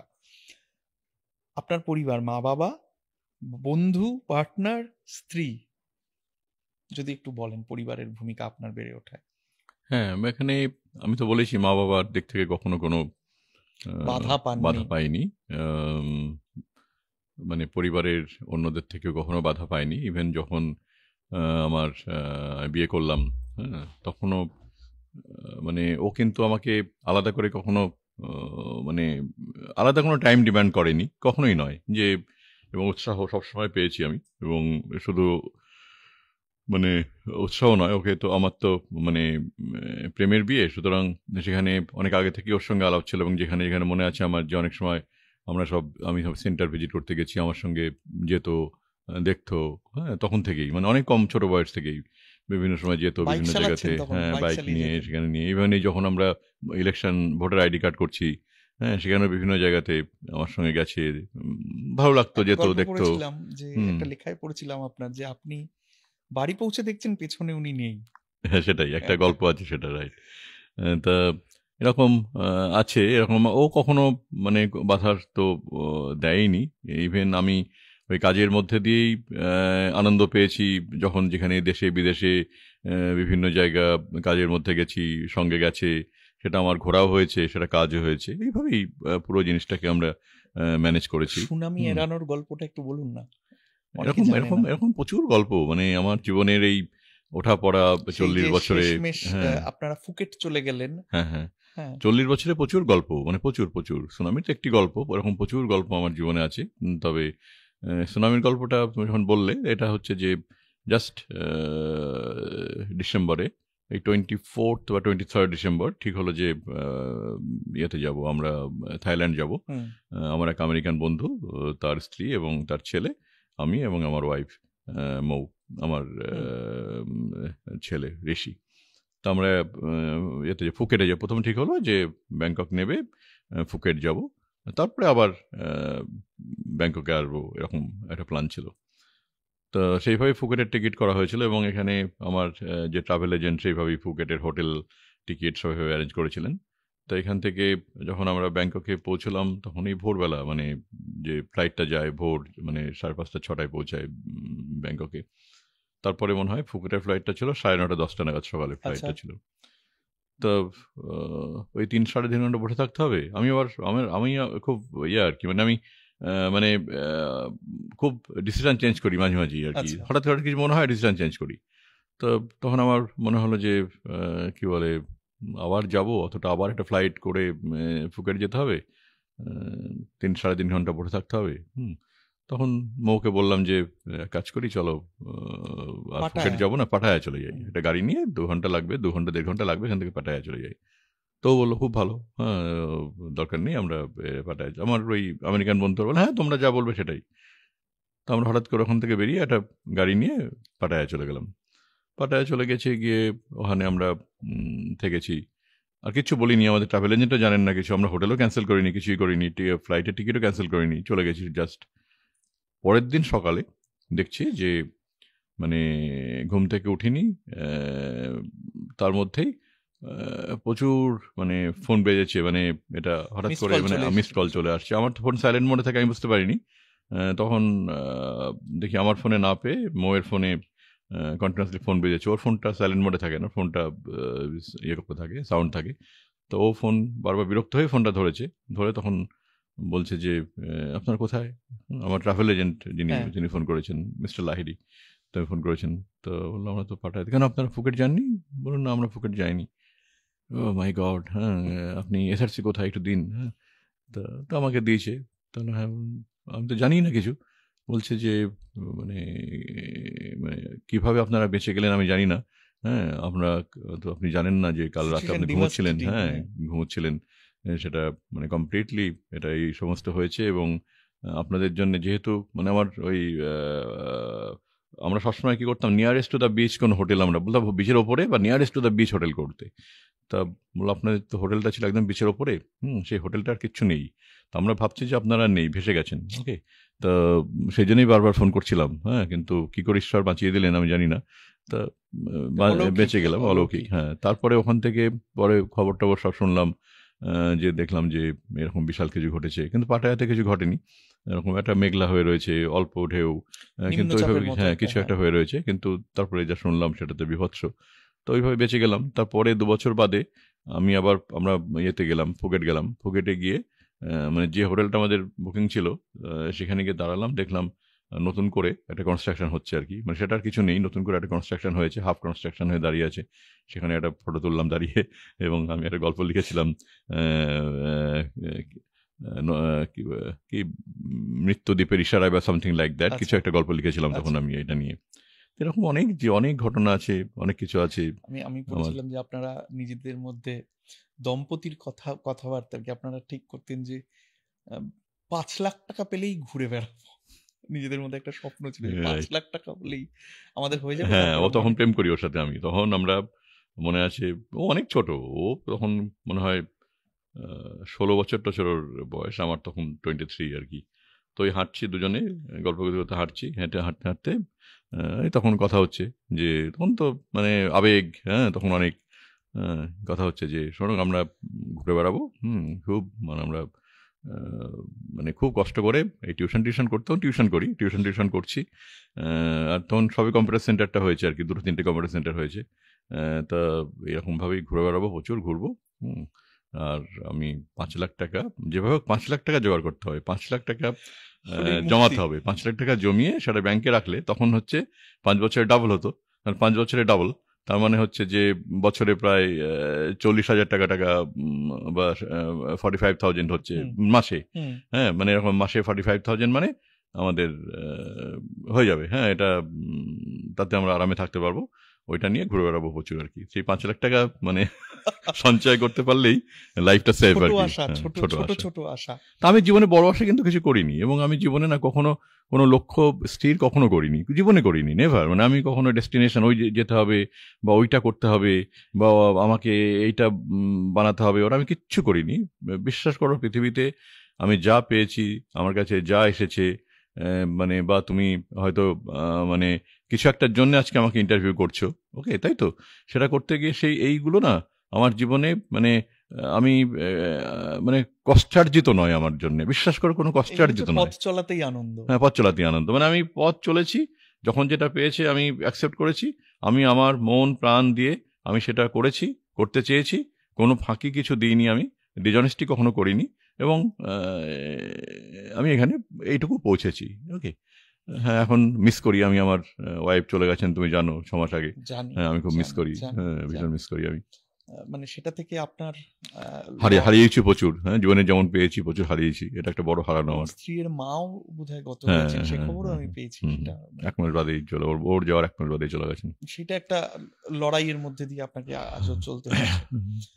আমরা একটু অন্য প্রসঙ্গে যাই, নাহলে আপনারও মনটা ভারী হয়ে হুম, যাবে, হুম, আমারও হুম। খুব খারাপ লাগবে। ফুটবল ক্লাব, একজন উদ্যোগপতি, তিনি আ শিক্ষাদিশারি, তিনি হঠাৎ ফুটবল ক্লাবের কথা ভাবলেন কেন? এখানে কি সন্তানের কোনো ইন্ধন আছে? সে কি বিদেশি ফুটবল না, খেলার ফুটবল ক্লাবের খেলায় সঙ্গে অনুরাগী? আমি যুক্ত হয়েছিলাম এরিয়ান ক্লাবের সাথে অনেক দিন আগে, ঠিক হ্যাঁ, বহু বছর আগে। ঠিক মানে আমি অনেক দিন এরিয়ান ক্লাবকে সাপোর্ট করেছিলাম। আচ্ছা আমরা স্পন্সর করতাম এরিয়ান ক্লাবকে।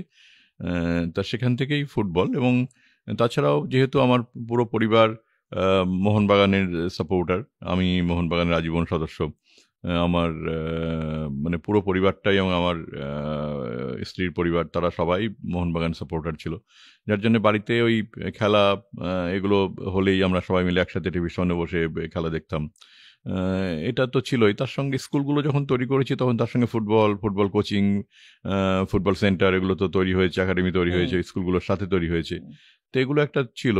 তারপরে ছেলে তখন ও দেখলাম একটু ইন্টারেস্ট পেয়েছে ফুটবলে এবং খেলাধুলোতে, তখন ও প্রথম বললো যে একটা ফুটবল ক্লাব করতে চায়। আমি তো কোনো কাজে, যেহেতু আমার মা বাবা কখনো আমাকে কোনো কাজে বাধা দেননি, আমি ওর কোনো কাজে কখনো বাধা দিই না, ওকে করো। তখন ও ফুটবল ক্লাবটা তৈরি করলো, ম্যানচেস্টার সিটির সাথে একটা টাই আপ করলো। এবং ম্যানচেস্টার সিটির প্রতিনিধিরা তো এখানে এসেছিলেন। এসেছিলেন, হ্যাঁ। এবং ও কাজ করছে ওদের সাথে অলরেডি, এবং বড়ভাবে কাজ করছে, খুব লার্জার স্কেলে ও ভাবছে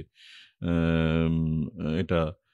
তারপরে আমাদের ও ক্লাবটা করেই প্রথম বছরেই চ্যাম্পিয়ন হয়েছে ক্লাবটা। হ্যাঁ, এবং হ্যাঁ, আপনারা তো এবং এখন মানে লিগ ইস্ট বেঙ্গল খেলবে। মোহনবাগান হ্যাঁ, লিগ খেলবে। হ্যাঁ, লিগ খেলতে পারবেন লিগ আর খেলতে কি। পারবে এবছরে, ঠিক ঠিক সেটা একটা ঠিক। ভালো আর কি, প্রথম বছরটাতেই এবং আমরা এটা করতে তার পেরেছে। মানে আমরা আপনার এটা প্রথম বছরে করাটা খুব এক্সেপশনাল, আর আপনাদের ফুটবল ইউনিভার্সিটির সঙ্গেও তার মানে এটা কোলেট করতে পারবে রাইট, আগামী দিনে। স্পোর্টস ইউনিভার্সিটি কালেক্ট হ্যাঁ, করতে পারবে। হ্যাঁ, এখন এখান থেকে একটা প্রশ্ন আসে যে এতগুলি ডোমেন, এতগুলি শাখা, একটার সঙ্গে আরেকটার অনেক ডিফারেন্স রয়েছে চরিত্রগতভাবে, কোনোটা ফুটবল ক্লাব, কোনোটা একটা ইউনিভার্সিটি, তার মধ্যে এত বিষয়ের বৈপরীত্য। How do you manage? আমি তো কিচ্ছু ম্যানেজ করি না, ম্যানেজারিয়াল আমি কিচ্ছু ম্যানেজ করি না, আমি কিচ্ছু করি না। যারা করেন প্রত্যেককে আমি একটা জিনিসে বিশ্বাস করি, যে স্কুল হোক, কলেজ হোক, ইউনিভার্সিটি হোক, মিডিয়া হোক, যে যেখানে হোক, ক্লাব হোক, যেটাই হোক না কেন, মানে যিনি যেটা দেখছেন আমি তাকে ফুল অথরিটি দিয়ে দিই, ওকে, যে যে তুমি এটা তার মতো করো। করে করতে, তার মতো করে, তার ভালোবাসা দিয়ে করতে। এবং সেটাতে আমি দেখেছি যে এটা যদি করা যায়, যে কাউকে পুরো দায়িত্ব ছেড়ে দেওয়া যায়, এবং তাকে, সে তখন একটা দায়িত্বের মধ্যে পড়ে যায় যে আমাকে তো উনি ছেড়ে দিয়েছেন, সুতরাং আমাকে করে দেখাতে হবে। শুধু একটাই বলে দিই যে আমি চাই যেটা ভালো হোক, তার জন্য যে সাপোর্টটুকু দরকার, যখন যেটা বলার, যখন ফোন করার আমাকে ডিরেক্টলি করবে, যখন মনে হবে যেন কোনো সাপোর্ট দরকার আমাকে ডিরেক্টলি বলবে, কোনো জায়গায় সাপোর্টের কোনো প্রবলেম হবে না, কিন্তু আই ওয়ান্ট দ্য বেস্ট, ওকে, আমি এটুকু শুধু বলে দিই। এবং তাতে দেখছি সবাই খুব হ্যাপিলি কাজ করেন, এবং তাতে তারা নিজের এবং দায়িত্ব নিয়ে কাজ করেন, আপনার এবং সেটা সবটাই ভালো হয়। আপনার সংস্থায় এমন কর্মী রয়েছেন যিনি হয়তো একদম 30 বছর একসঙ্গে আপনার সঙ্গে সেটে হ্যাঁ, একসাথে এমন কাজ আছেন করছেন, যে আমার এখানে প্রথম শুরু করেছিলেন এখানেই এবং শেষ এখানেই শেষ করছেন। করছেন, এরকম প্রচুর আছেন, প্রচুর। এবং আমাকে ছেড়ে, আমার মানে জ্ঞানও তো, মানে আমাকে ছেড়ে কমই গেছেন, মানে খুব কম। এবং যদি কেউ গেছেন, তিনি হয়তো অন্য কারণে গেছেন, কিন্তু আমার সঙ্গে থেকে কেউ যে আমাকে ছেড়ে চলে গেছেন সেটা খুব কম। আমিও যেতে দিই না, আমিও কাউকে, ওই মানে ট্রাস্টের একটা সম্পর্ক আমিও চেষ্টা রয়েছে। করি, কেউ একটা ছেড়ে গেলে শুনলে আমি তাকে ডেকে আমি কথা বলি, এটা যে কেন ছেড়ে যাচ্ছে, কি প্রবলেম। এত হাজার হাজার এমপ্লয়ি, কিন্তু আপনি এটা আমি চেষ্টা চেষ্টা করেন। করি, এবং আমি তো আমার ইউনিট হেডদেরকে বলে দিই, যদি কেউ ছেড়ে যায়, যেমন আপনি যখন কাউকে রিক্রুট করছেন, আবার যখন কেউ ছেড়ে যাবে, তখন কিন্তু সেটা, মানে আমাকে অন্তত একবার জানাবেন যে কেউ ছেড়ে যাচ্ছে, কেন ছেড়ে যাচ্ছে, এটা একটু আমাকে জানাবেন। এবং দরকার হলে যদি মনে হয় আমি ডিরেক্টলি কথা বলবো, বলি আমি সেটা। এক একজন অন্ত্রপ্রনার এক একটা জিনিসে গুরুত্ব দেন এমপ্লয়ি ম্যানেজমেন্টের ক্ষেত্রে। কেউ কেউ তারুণ্যকে এগিয়ে রাখেন, কেউ অনেক বেশি কাজ করাকে। নারায়ণ মূর্তির একটা বক্তব্য নিয়ে আমরা কন্ট্রোভার্সি শুনেছিলাম যে তিনি অনেক বেশি কাজ করাকে এগিয়ে রাখেন, যে সকলে 8 ঘন্টা দিচ্ছে, তুমি একটু বেশি দাও। তাই নিয়ে আবার নানা রকম বাদ বিবাদ, এরকম একটা কথা এসেছিল যে কর্পোরেট স্ট্রাকচারটাকে উনি ইমপ্লিমেন্ট করতে চাইছে মানুষের মধ্যে। কিন্তু আপনাকে এই কথাটা বলছি, আপনার অত্যন্ত প্রিয় সহকর্মীর কাছে আমি এইরকম একটা কথাও শুনেছি যে আমরা একসাথে যাচ্ছি সিঁড়ির সামনে বা লিফটের সামনে, আমি হয়তো হায়ারার্কি অনুযায়ী তার 10টা ধাপ নিচে আছি, সত্যম রায়চৌধুরী আমাকে হাত দিয়ে এগিয়ে দিচ্ছেন যে তুমি ওঠো। আমি সম্প্রতি শুনেছি। তো আপনার ওই এমপ্লয়ি ম্যানেজমেন্টের কি টেকটা কি, মূল কথাটা, মূল বিন্দুটা কি? তারুণ্য, কিন্তু কিছু কিছু না, আমি কাইন্ডনেস? মনে করি, না না, নো কাইন্ডনেস, আমি এটা নট কাইন্ডনেস নয়। আমি মনে করি যেটা যে কমফর্ট, মানে প্রত্যেকেরই মানে কমফর্ট লেভেলটা মানে ঠিক রাখা উচিত। এখানে আমি কখনো এটা মনে করি না যে 8 ঘন্টার জায়গায় 10 ঘন্টা কাজ করলে অনেক বেটার পারফরমেন্স হবে, একদম বা মানে আমি মনে করি যে প্রত্যেক জনের কমফর্ট থাকে, তার পার্সোনাল লাইফে কমফর্ট, তার অফিসে কমফর্ট, তার ফ্যামিলিতে কমফর্ট, এটুকু যদি তার দেয়া যায় এবং সে আনন্দের সঙ্গে যদি কাজ করতে পারে, তার প্রোডাক্টিভিটি অনেক বেশি হয় বলে আমি মনে করি। আর ওগুলো না আমি শিখেছি, আমি অ্যাকচুয়ালি এত দেশ বিদেশ ভ্রমণ করেছি, তো আমি খুব শিখেছি। যেমন আমি এই যে লিফটে ওঠাটা, আমি দেখেছি বিদেশিরা আহ, আহ, দাঁড়িয়ে আছেন লিফটে, এবং তারা কিন্তু আমি শিখেছি তাদের কাছ থেকেই, তারা আগে এগিয়ে দেন আর কি, আপনি উঠুন, মানে এটা কিন্তু ন্যাচারাল শেখা, এটা কিন্তু কোনো ঠিক, আলাদা কিছু নয়। মানে আমার ওই হ্যাবিট হয়ে গেছে ওটা, যে ওটা দেখে এটা দেখে কেউ দেখে হ্যাঁ মানে উঠুন। এটা শুধু আমার অফিসে নয়, আমি কোনো মলে গেলে বা কোনো জায়গাতে কোনো কিছু গেলে কেউ লিফটে উঠছেন, আমি কিন্তু ওই বলি উঠুন। জেস্টারটা আপনি এটা এটা সব গ্রহণ জায়গাতেই, করেছেন। আমি সব জায়গাতেই মনে করি যে ঠিক আছে, তাকে এগিয়ে দেয়া, এটা তো এটা নর্মাল থিং, এবং এটা কিন্তু আমি শিখেছি বিভিন্ন জায়গা থেকে, অনেক কিছু শিখেছি। এটা একটা শেখা, এবং এই শেখাটা অটোমেটিক্যালি নিজের মধ্যে ইনকালকেট করে গেছে, এটাই আর কি। আমি একটা কৌতূহল থেকে জানতে চাইছি, এমনকি এটা তেমন হলে আমাদের এপিসোডে নাও যেতে পারে, যে এতগুলো সংস্থা তাকে ম্যানেজ করার জন্য কোনো একটা সেন্ট্রাল অ্যাপ বা সেন্ট্রাল ইন্টিগ্রেশন সিস্টেম, সেটা কি আপনাদের রয়েছে? হ্যাঁ, একটা আছে, ডেফিনেটলি একটা আছে, তবে আরও বেটার কিছু করতে চেয়েছিলাম আমি একবার, কিন্তু সেটা ফেল করেছে। হ্যাঁ, একটা ফেল করলো একবার, মানে খুব একটা বড় ইনভেস্টমেন্ট আমি করেছিলাম একটা, মানে সিস্টেমটাকে আরও বেশি কন্ট্রোল রোবাস্ট সিস্টেম করার করার জন্য? জন্য, কিন্তু সেটা সেটা ফেল করেছে। সেটা ফেল করেছে কারণ হচ্ছে যে অ্যাকচুয়ালি আমার মানে সমস্ত সিস্টেমটাই এত বেশি, মানে স্টাফেরা মানে কমফর্ট মানে থাকতে ভালোবেসে গেছে, হুম। শিখে গেছে, যে তারা না ওই ধরনের কন্ট্রোলের মধ্যে তারা দেখলাম যেতে যেতে গিয়ে তারা নিজেরাই দ্বিধাদ্বন্দ্বে ভুগছে। তখন আমি বললাম ওকে ফাইন, দ্যাটস মানে এতটা কন্ট্রোল না নিয়ে ওকে আমি তখন ওটাকে উইথড্র করলাম ওটা। ওকে, আচ্ছা, তো আচ্ছা। সিস্টেম তো একটা থাকেই, নাহলে এত একটা সিস্টেম চালানো তো চালানো ডিফিকাল্ট। সেই সেই এবং একটা সিস্টেম এখন তো একটা ডিজিটাল একটা একটা সিস্টেম তো ব্যবস্থা। একটা থাকে, ডেফিনেটলি একটা সিস্টেম থাকে, তার একটা কন্ট্রোল থাকে, একটা মনিটরিং থাকে, একটা ঠিক। ফাইন্যান্সিয়াল ডিসিপ্লিন থাকে, একটা ফাইন্যান্সিয়াল কন্ট্রোল থাকে, HRMS তার থাকে তার এইচআর মধ্যে। থাকে, হ্যাঁ সবকিছুই থাকে, সেগুলো তো থাকবেই, সেগুলো তো আছে, নাহলে এত বড় একটা সিস্টেম চালানো ডিফিকাল্ট। আমরা একটু একদম তরুণ প্রজন্মের কথায় আসি। আপনি প্রথম থেকে জীবনে তরুণ প্রজন্মের সঙ্গে কাজ করছেন। আজকের তরুণরা একদম যারা 21-22,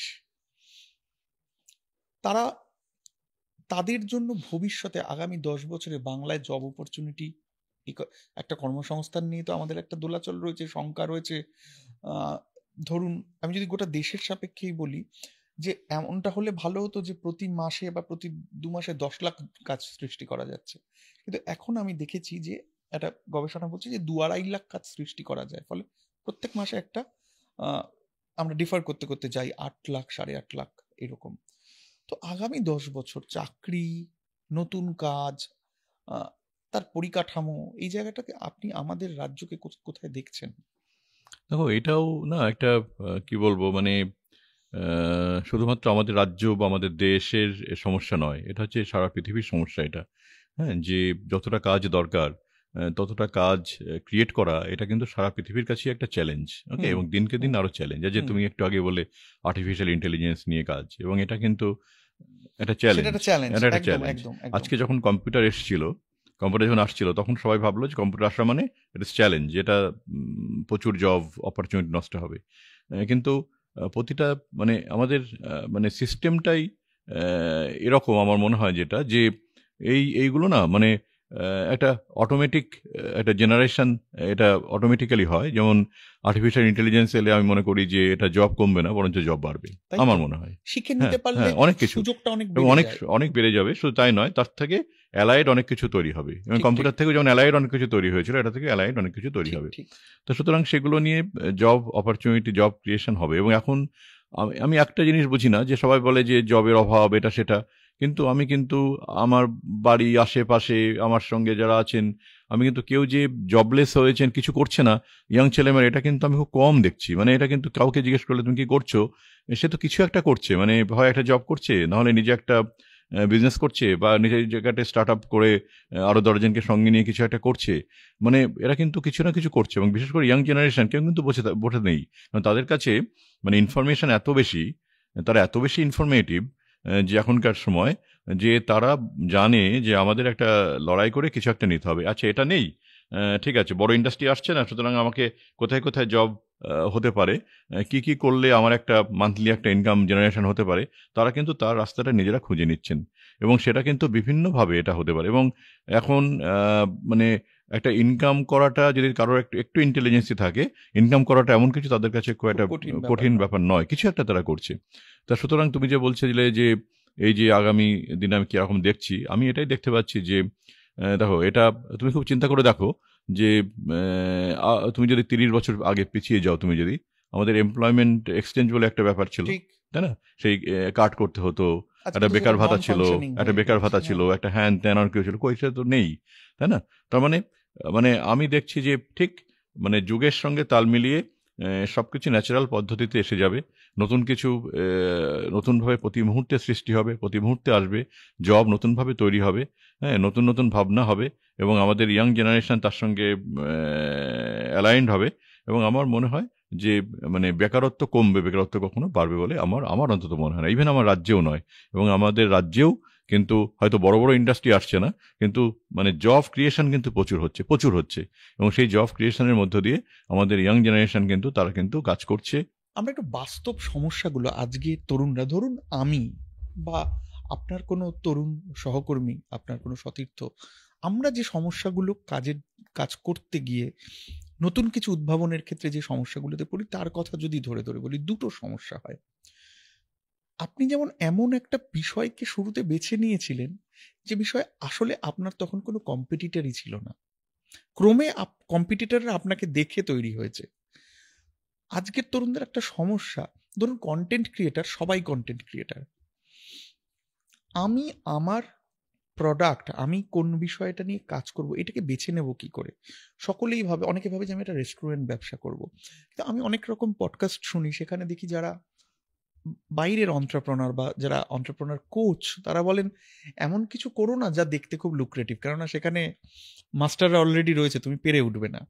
তো আপনার থেকে আমি দুটো জিনিস জানতে চাই, যে নতুন ছেলে মেয়েদের কি বলবেন যে আমি কোন বিষয়টা বেছে নেব, এক।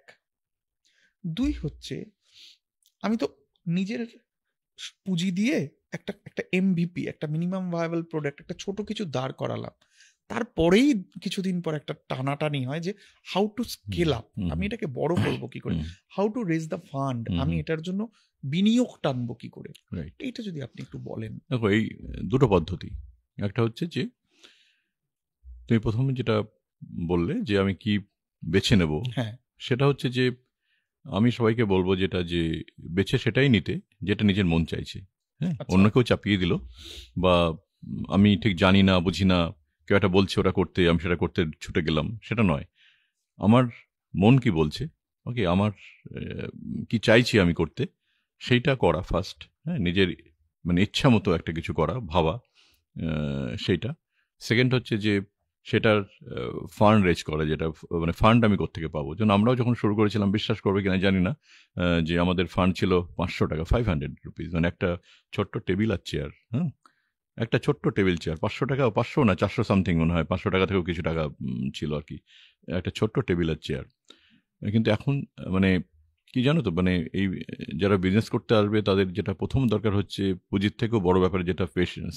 ওকে, অনেকেই ভাবেন যেটা যে আমি ফটাফট এটাকে বাড়িয়ে চলে যাব। হ্যাঁ, মানে এটা ঠিক তা নয়।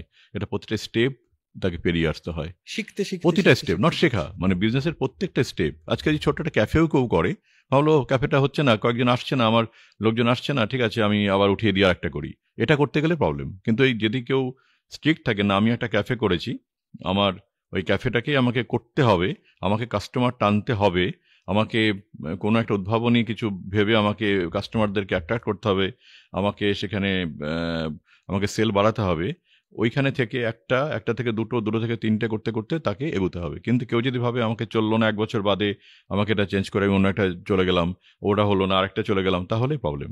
কিন্তু কেউ যদি কোনো জায়গাতে মানে মন প্রাণ দিয়ে কোনো একটা কিছু করতে চায়, এবং সেটা কিন্তু তার স্কেলিং আপ, তার বিজনেস থেকেই এটা হওয়া সম্ভব, তার জন্য বিশাল পুঁজি দরকার হয় না। এটা আমি ছোট ব্যবসার ক্ষেত্রে বলছি, বা ছোট থেকে বড় করা।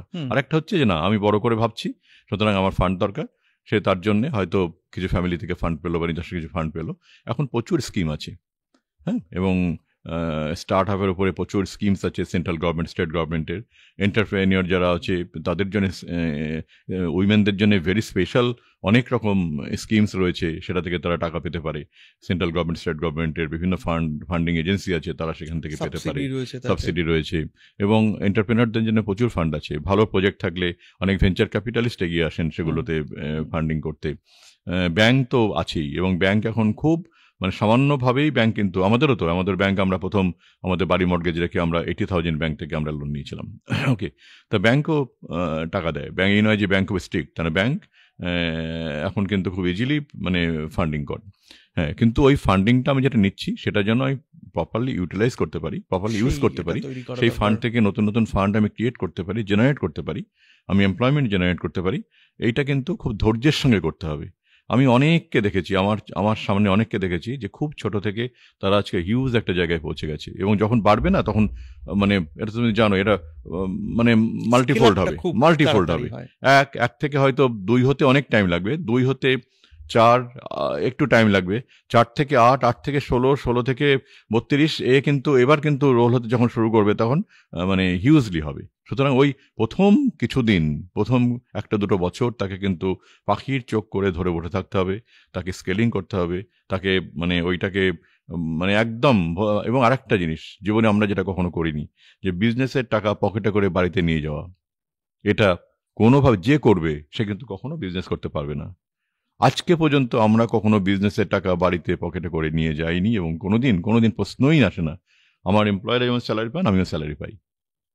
হ্যাঁ, এখানে কিন্তু কোনোদিন আজ পর্যন্ত আমরা 2 ভাই যেটা করতে পেরেছিলাম, যে কোনোদিন কোনো বিজনেসের টাকা আমার দরকারে আমি সেখান থেকে নিয়ে চলে যাব, গিয়ে আমি খরচ করব অন্য একটা কাজে, এটা আমি জীবনে কখনো আমরা করিনি। যার জন্য প্লাইং ব্যাক, অর্থাৎ আমার একটা কম্পিউটার সেন্টার থেকে 2 থেকে 4টে, 4টে থেকে করতে করতে এটা ইঞ্জিনিয়ারিং কলেজ, সেখান থেকে 1টা থেকে 2, 2 থেকে 3টে, 3টে থেকে 4টে, তারপর ইউনিভার্সিটি, যা হয়েছে সব ওই 500 টাকা ক্যাপিটাল থেকে কিন্তু প্লাইং ব্যাক করতে করতে হয়েছে। কখনো টাকা নিয়ে বাড়িতে চলে যায়নি, নিয়ে গিয়ে আমরা কিচ্ছু করিনি। এবং হ্যাঁ, এই বিজনেসের কিন্তু মেন এটা যে অনেকেই কি করেন, প্রতিদিন রাত্রিবেলা তার টাকাটা বাড়িতে নিয়ে চলে যান। প্রথম বিজনেস করে একটা মানে তাকে ক্যাশিয়ার রাখতে হবে, একটা ব্যাংক অ্যাকাউন্ট করতে হবে, বিজনেসের টাকাটা তাকে ক্যাশিয়ারকে দিয়ে ব্যাংকেই পাঠাতে হবে। বিজনেসের টাকা আমি নিজে হাত দেবো না, নিজে ছোঁবো না, এটা যদি কেউ প্রতিজ্ঞা করেন তার বিজনেস কখনো ফেল হতে পারে না, আমি এটা বিশ্বাস করি না। কিন্তু ম্যাক্সিমাম যারা করেন তারা দিনের শেষে টাকাটা নিয়ে বাড়ি চলে গিয়ে ওই টাকা বিভিন্নভাবে খরচ করেন, বিজনেসের টাকা। সেটাই হচ্ছে প্রবলেম। ওকে, আবার করে বিনিয়োগ। হ্যাঁ, কিন্তু তাকে বলতো আমি প্রথম মাসে আমার দরকার 10,000 টাকা, প্রথম মাসে আমি প্রথম স্যালারি তুলতাম, বিশ্বাস করে 1,000 টাকা, 1,000 রুপিস। আমি যখন প্রথম, তাও 89 অব্দি কোনো স্যালারি পেতাম না, 89 থেকে 1,000 টাকা, হ্যাঁ 4 বছর বাদে 1,000 টাকা, তারপরে হয়তো 2-3 বছর বাদে 2,000 টাকা, হ্যাঁ, তারপরে হয়তো 10,000 টাকা, এই করতে করতে, এবং স্যালারি মানে, এবং এই স্যালারিটা আমি এখনো স্যালারি তুলি, আমার নামে এখনো চেক হয়, স্যালারি চেক হয়। হ্যাঁ, এবং আমার অনেক এমপ্লয়ি আছেন আমার থেকে বেশি স্যালারি পান। আচ্ছা, আমার যেটুকু দরকার আমি সেটুকুই স্যালারি হিসাবে নিই। আমার অফিস, আমার যা প্রয়োজন, আমার যেটুকু দরকার আমার সেটুকু তারা প্রোভাইড করে। তার মানে বোধহয় আপনি 3টে কথা বললেন আপনার পুরো এই কথাটাই। মিনিমালিজম, অল্পে খুশি থাকা, 2 ডিসিপ্লিন, ওই রোজ আবল তাবল খরচ না করে ফেলা, আর 3 কনসিস্টেন্সি, লেগে থাকা। এই 3টে হচ্ছে একদম ব্যবসায় স্কেল আপ করার অনেস্টি। আচ্ছা, যদি অনেস্টি না থাকে কখনো ব্যবসা দাঁড়াতে পারে না। আমি আমার বিজনেসে যদি 100% অনেস্টিতে না করি, দেন সে বিজনেস কখনো টিকতে পারে না, হতে পারে না, এটা আমি বিলিভ করি না। এটা আপনি এভাবে ভেঙে বললেন বলেই আমি অতি উৎসাহী হয়ে একটু সাহসের উপর ভর করে একটা প্রশ্ন করি। 500 টাকা, সেখান থেকে 1 কোটি, 1 কোটি থেকে 10 কোটি, 10 কোটি থেকে 100 কোটি ইয়ারলি, এই যে টার্নওভার, এটা কত বছরের মেয়াদে আপনার ক্ষেত্রে সব সম্ভব হয়েছে? এটা যদি আন্দাজে বলেন। টোটাল 40 বছর, এই তো 84। হ্যাঁ, টোটাল 40 বছর। কিন্তু আপনি ব্রেকটা বলুন, 1 কোটি তে যেতে কত বছর লেগেছে? হ্যাঁ, 1 কোটিতে যেতে, 1 কোটিতে যেতে আমার 5 ইয়ার্স। 5 ইয়ার্স, 1 কোটিতে যেতে 5 ইয়ার্স, মানে 90 সাল। হ্যাঁ, 90 সালের মধ্যে আপনি 1 কোটি টাকা টার্নওভারে পৌঁছে গিয়েছিলেন। 1 কোটি টার্নওভার। 10 কোটি যেতে ধরো নেক্সট 5 ইয়ার্স, 95 সালে গেছেন। 100 কোটি যেতে ধরো আরো 5 ইয়ার্স। মানে আপনি বলছেন আপনি যখন আমরা মিলিনিয়ামে প্রবেশ করছি, আপনি তখন 100 কোটি টাকার টার্ন ওভারে চলে গেছেন। তার মানে আপনি 15 বছরে 100 কোটি টাকার টার্ন ওভার নিশ্চিত করেছেন গ্যারেজে একটা কম্পিউটার সেন্টার খুলে, রাইট। সেখান থেকে। তার মানে আমি জাস্ট ফর্মুলেট করছি, তার মানে আপনি এই 100 কোটিতে যাওয়ার জন্য ডিসিপ্লিন, কনসিস্টেন্সি, অনেস্টি, এই তিনটেকে এনক্যাশ করেছিলেন। এই তিনটের উপর ভরসা করে ঠিক। যেতে চেয়েছিলেন। আপনি কি, যেমন আমরা রতন টাটার কিন্তু ক্ষেত্রে সম্পদ দেখেছি, বেড়েছে ধরো আরো বেশি, ধরো প্রচুর, এই যে একটা ক্যাম্পাস তৈরি হয়েছে, এই টাকা এগুলো দিয়ে তো asset। তৈরি হয়েছে, এগুলো অ্যাসেট, হ্যাঁ, মানে ধরো এগুলো আজকে ক্যাপেক্স। এত এত ক্যাম্পাস তৈরি হয়েছে, এত ল্যান্ড ব্যাংক হয়েছে, এত ক্যাম্পাস তৈরি হয়েছে, এই কত কত কত বিল্ডিং, তার ইনফ্রাস্ট্রাকচার তৈরি হয়েছে, মানে তার এর তো সম্পদ তৈরি হয়েছে, তাই না, অ্যাসেট তৈরি হয়েছে। এবং সেটা আমি মনে করি যেটা, এবং যেটা আমি এখানে তোমাকে মানে আমার থেকে আমি বলছি যেটা, যে এই যে ইনস্টিটিউশনগুলো তৈরি হয়েছে, স্কুল হোক, কলেজ হোক, ইউনিভার্সিটি হোক, আমি মনে করি এটা for the society, for the society. আমি থাকবো না, আর কতদিন থাকবো, ঠিক আছে, কিন্তু this would be for the সংস্থাগুলো সোসাইটি, থেকে যাবে। সংস্থাগুলো থেকে যাবে এটা। এবং আমার মানে স্ট্রাকচারটাই তাই, এবং যে এখানে বাঙালি মনে স্ট্রাকচারটাই রাখবে তাই, যে এখানে বাঙালিকে কম্পিউটার শিখিয়েছে এখানে কিন্তু কেউ নিয়ে সংস্থা। যাওয়ার, এখানে কিন্তু কেউ নিয়ে মানে কেউ বিক্রি বাট্টা করে বেরিয়ে যাওয়ার কারণ না।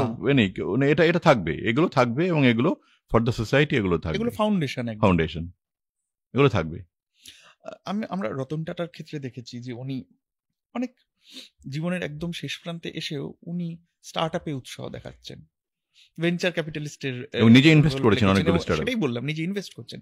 আপনি কি স্টার্ট আপে উৎসাহী ইনভেস্ট? না, আমি ওইভাবে মানে এখনো কোথাও মানে যাইনি, কিন্তু আমার কাছে আমার অনেক স্টুডেন্ট অনেক সময় অনেক বিজনেস, নতুন নতুন প্রজেক্ট নিয়ে আসে, নতুন ভেঞ্চার নিয়ে আসে। আমি যদি দেখি যে এটা ভালো ভেঞ্চার, ভালো প্রজেক্ট, আমি তাদেরকে হেল্প করি, কিন্তু আমি নিজে কখনো সেখানে মানে আমি হেল্প করে, Stakeholder আমি হিসেবে help স্টেক হোল্ডার করেন না। আসি না, আমি তাদেরকে আমার স্পেস দিয়ে, আমি তাদের ফান্ড দিয়ে ইনিশিয়ালি, আমার তার ইনফ্রাস্ট্রাকচার টেকনোলজি দিয়ে আমি তাকে সাপোর্ট করি, আমি আমার ফুল গ্রুপকে বলে দিই সাপোর্ট করতে, কিন্তু আমি কখনো স্টেক হোল্ডার হিসেবে সেখানে আমি যাই না। তারা এটা করলো, করে তারপরে তারা সেখান থেকে গ্রো করলো, এবং অনেক মানে বিজনেস ডেভেলপ করেছে, যেখানে আমি আমার বিভিন্ন ক্যাম্পাসে তাদেরকে জায়গা দিয়েছি, তারা সেখানে অনেক দিন থেকে সেখান থেকে তারা এটাকে তৈরি করেছে, করার পরে সেখান থেকে তারা এবার নিজেদের ডেভেলপ করে নিজেদের জায়গায় পৌঁছে গেছে, চলে গেছে। এবং এখনো অনেক ইনকিউবেটর আছে এখানে যারা কাজ করছে অলরেডি, তো এটা কিন্তু আছে। এবং মানে এটা তার আমি নিজে কখনো, ইউনিভার্সিটিগুলোর মধ্যে ইনকিউবেশনকে একটা রাইট, পার্ট রাইট। করেছেন। কারণ আমি এটা কখনো করি না, আমি কাউকে কখনো টাকা ধার দিই না, আমি কখনো আচ্ছা, টাকা ধার দিই না। যদি কেউ আমার কাছে কোনোদিন টাকা চায় কিছু, মানে সেটা আমার সামর্থ্যের মধ্যে, আমি তাকে দিই, তাকে দিয়ে বলি এটা কিন্তু কখনো রিটার্ন করতে এসো না। হ্যাঁ, কারণ এটা কি হয়, রিটার্ন করাটা না লজ্জার ব্যাপার হয়ে যায়, মানে যে মানে নেয় সে কিন্তু রিটার্ন করতে চাইবে না, এবং সে কখনো দেখি সে লজ্জায় আমার সামনে আসে না, মানে হয়তো এড়িয়ে যাবে। যখন আমি কাউকে দিই না, আমি তখন বলি এটা কিন্তু মানে ফেরতযোগ্য নয়। ওকে, তো ফেরতযোগ্য দিলেই তার একটা এক্সপেকটেশন থেকে যায় যে আমাকে ওটা ও ফেরত দেবে, এবং তার একটা লজ্জার ব্যাপার হয়, সেটা আমি কখনো করি না। এবং এই প্রিন্সিপাল থেকেই আপনি স্টার্ট আপের ইনভেস্টর হিসেবে না, আমি এটা কখনো থাকি না। নিজেকে দেখতে চান না। না। কিন্তু আবার নতুন প্রজন্মকে যদি কারো সাহায্য লাগে তাহলে আমি হেল্প করি বিভিন্নভাবে। সাহায্য করতে চান। আমার মনে হয় যে এই তরুণ প্রজন্ম যাদের নিয়ে আমরা কথা বলছি, যাদের সমস্যা সংকটগুলো নিয়ে আমরা এতটা গভীরে গিয়ে আলোচনা করলাম, তাদের আরেকটা কোথাও ক্রাইসিস আছে, যে ওই তারা চাকরিমুখী। আপনি 85-তে শুরু করেছিলেন, আমরা কথা বলছি, এখনো তারা চাকরি না হলে কিছু হবে না এইটা ভাবে। কিন্তু আপনি, জানি এরকম বেঞ্চমার্ক হয় না, এটা একটু অলিক প্রশ্নই হবে, কিন্তু যেমন আপনি বললেন আমি 500-তে শুরু করেছিলাম, আপনার কি মনে হয় একটা মানুষ, গিভ মি এ ফিগার, যে এই টাকাটা আমার কাছে থাকলে আমি অক্লেশে অনায়াসে শুরুটা করে দিতে পারি? কত মানে টাকা এখনকার পুঁজি থাকলে আজকের সময়ে আমাদের বয়সী একটি ছেলে স্বাবলম্বী হওয়ার কথা, ওয়ান ম্যান বিজনেস, সেটাকে ডেভেলপ করার কথা ভাবতে পারে বলে আপনার মানে মনে আমার হয়? মনে হয় এটা মানে এখনকার সময়, মানে হুম। আমাদের সময়টাকে ছেড়ে দিতে হবে। এই এখনকার সময়, কারণেই নম্বরটার কথা এখনকার জিজ্ঞেস সময়, করছি, হ্যাঁ, যাতে এখনকার সময় ছেলেমেয়েরা আমার ভরসা মনে পায়। হয় একটা $1,10,000 একটা পুঁজি থাকলে একটা ব্যবসা শুরু করে এবং সেখান থেকে ডেভেলপ করা সম্ভব, সে লড়ে নিতে পারবে লড়ে নিতে পারবে। 10 লাখ টাকা থাকলে। সম্ভব সেটা। আচ্ছা, এবং 10 লাখ টাকা পুঁজি জোগাড় করাটাও আজকের দিনে অনেকে হয়তো এই বিষয়টাকে ভালোভাবে জানেন না।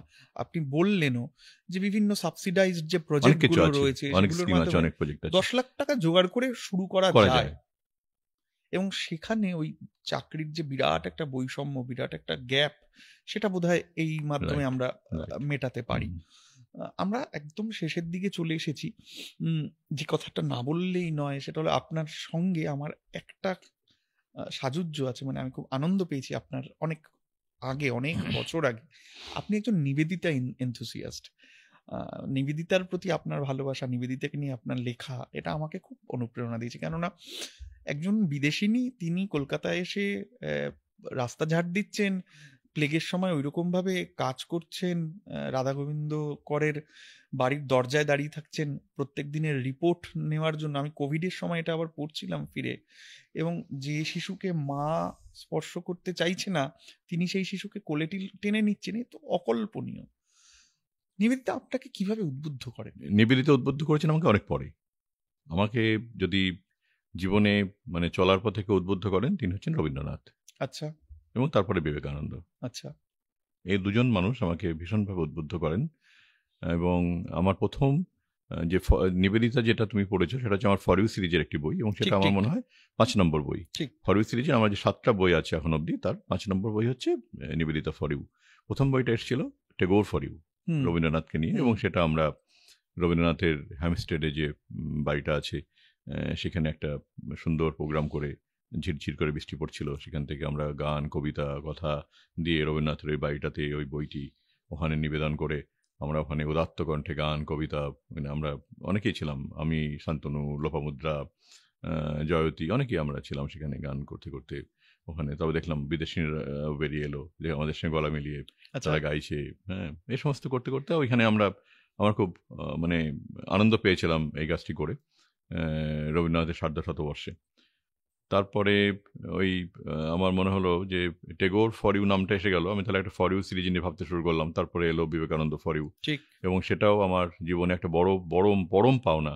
আমি এটা হঠাৎ করে আমার একজন বন্ধু, তিনি বললেন যে আচ্ছা, এই বইটা তুমি করছো, তা ওটা তুমি যদি ওয়ার্ল্ড কংগ্রেস অফ রিলিজিয়ান ওয়াশিংটনে, হ্যাঁ। ওখানে যদি তুমি একটা কপি পাঠাও, দেন ওরা যদি ওই বইটা ওখানে রিলিজ করে। তা আমি ভাবতেই পারিনি যেরকম। বললাম ওকে। উনি নিজেই আমাকে নিলেন, নিয়ে বলেন ঠিক আছে, আমি এটা ওদের কাছে পাঠানোর ব্যবস্থা করছি। তো উনি পাঠিয়েছিলেন। হঠাৎ করে দেখে আমাকে চিঠি চলে এলো যে ওরা আমাকে ইনভাইট করেছে, কারণ এই বছরে ওদের থিমটাই হচ্ছে বিবেকানন্দ অ্যান্ড ওমেন এম্পাওয়ারমেন্ট। এটা ওদের এবছর, এটা সে কোন বছর বছরের? 2012। আচ্ছা ওকে। আচ্ছা। সেই বছরে বিবেকানন্দের সার্ধশতবর্ষ, 150তম জন্মদিন, জন্ম বছর সেটা। তো আমি ওখানে ওদেরকে আমাকে ইনভাইট করলো ওরা। সেখানে গেলাম, গিয়ে দেখলাম সে বিশাল ব্যাপার। আমি তো গেছি, আমি তো ভেবেছি যে কিছু হয়তো ডেকেছে, কি একটা ওয়ার্ল্ড কংগ্রেস অফ রিলিজিয়ান, কোনো যাইও নি, আমি পড়াশোনাও করিনি ওটা নিয়ে কিছু। তা গিয়ে দেখলাম বিশাল ব্যাপার ওখানে, এবং সেখানে মানে সারা পৃথিবী থেকে ওখানে সমস্ত ধর্মগুরুরা এসেছেন, এবং বহু মানুষ সারা পৃথিবী থেকে এসেছেন। তো শুরু হলো এটা, এবং অবাক করে ওরা আমাকে কিছু জানায়নি। দেখো আমার বইটা দেখি রিলিজ করছে প্রথমে, এবং সে রিলিজ করতে এলেন মার্টিন লুথার কিং 3, কন্ডোলেজা রাইস, আর হচ্ছে আমাদের তুলসী গাবার্ড, এখন যিনি ওই তুলসী গাবার্ডের নাম শুনছি আমরা এখন প্রচুর, তুলসী গাবার্ড। তা ওরা উঠলেন স্টেজে, আমাকে ডাকা হলো, ওই বইটা রিলিজ হলো। ওকে। এবং ওটা আমার মানে অনির্বাচনীয় অভিজ্ঞতা। এবং সেটাতে তারপরে আমাদের মার্টিন লুথার কিং 3, উনি বিবেকানন্দ অ্যান্ড তার ফিলোসফি নিয়ে উনি বললেন, আমাদের কি বলে কন্ডোলেজা রাইস বিবেকানন্দ ওমেন এম্পাওয়ারমেন্ট নিয়ে বললেন, এবং দেখলাম মানে দারুণভাবে পড়াশোনা করে তারা এটা করেছেন। এবং তাদের সঙ্গে একটা পার্সোনাল একটা টাচ হলো আমার। মার্টিন লুথার কিং অনেকক্ষণ আমাকে গল্প করলেন, ওনার ফোন নাম্বার দিলেন, পার্সোনাল ফোন নাম্বার দিলেন। তো এটা আর কি, সেটা বড় পাওয়া। এই করতে করতে আমার ফর ইউ সিরিজের বইগুলো এগিয়ে যায়। তারপরে আমার ওই করতে করতে রামকৃষ্ণ ফর ইউ আসে, এবং রামকৃষ্ণ ফর ইউ যখন আমি করি, তখন আমি একদম মানে এটা না, একটা আমার নিজের মন প্রাণ সত্তা ওটার মধ্যে দিয়ে দিয়েছিলাম, এবং কেন জানি না মানে আমি একদম ওর ভেতরে ঢুকে গিয়েছিলাম বেশ কিছুদিন। এবং আমি একটু মানে সাধারণ জীবন থেকেও কেমন যেন একটু মানে একটু বিচ্ছিন্ন হয়েছিলাম তখন আমি। এবং বিশ্বাস করবে, আমি একদিন হঠাৎ করে স্বপ্ন দেখছি যে এটা রামকৃষ্ণদেবের কোলে আমি মাথা দিয়ে শুয়ে আছি। ওকে। রামকৃষ্ণের মাথায় কোলে দিয়ে শুয়ে আছি, উনি আমাকে ওই গল্প করছে। উনি যেমনভাবে ওই মানে ওনাকে পড়তে পড়তে যেমন হয় আর কি, ওনার পড়তে পড়তে এত বেশি আমার ভেতরে আমি ঢুকিয়ে ফেলেছি যে ওনার সেই সাধারণ কথাবার্তা উনি যেভাবে বলেন, হ্যাঁ, সেইভাবে উনি বলে যাচ্ছেন, আমি এরকম হাঁ করে শুনছি। আর হঠাৎ করে দেখছি মানে কালী মায়ের একটা এরকম একটা ফটো মতো, কালী মা এটা তার একটা ফটো, এবং তার এই আমাদের রামকৃষ্ণদেবের এই ঠিক এই জায়গাটাতে মানে একটা মায়ের একটা মূর্তি এইখানটাতে এসে এরকম স্থির হয়ে রয়েছেন। হ্যাঁ, মানে হঠাৎ করে না আমার ঘুমটা ভেঙে গেল। এবং তারপর আমি ভাবলাম সত্যিই মানে হয়তো আমাকে এটা নির্দেশ হলো যে আমি যেন এটা করি ঠিকমতো। তারপরে তো রামকৃষ্ণ ফর ইউ এলো এবং সে বছর রামকৃষ্ণ ফর ইউটা বেস্ট সেলার হয়েছিল। আচ্ছা, রামকৃষ্ণ ফর ইউ।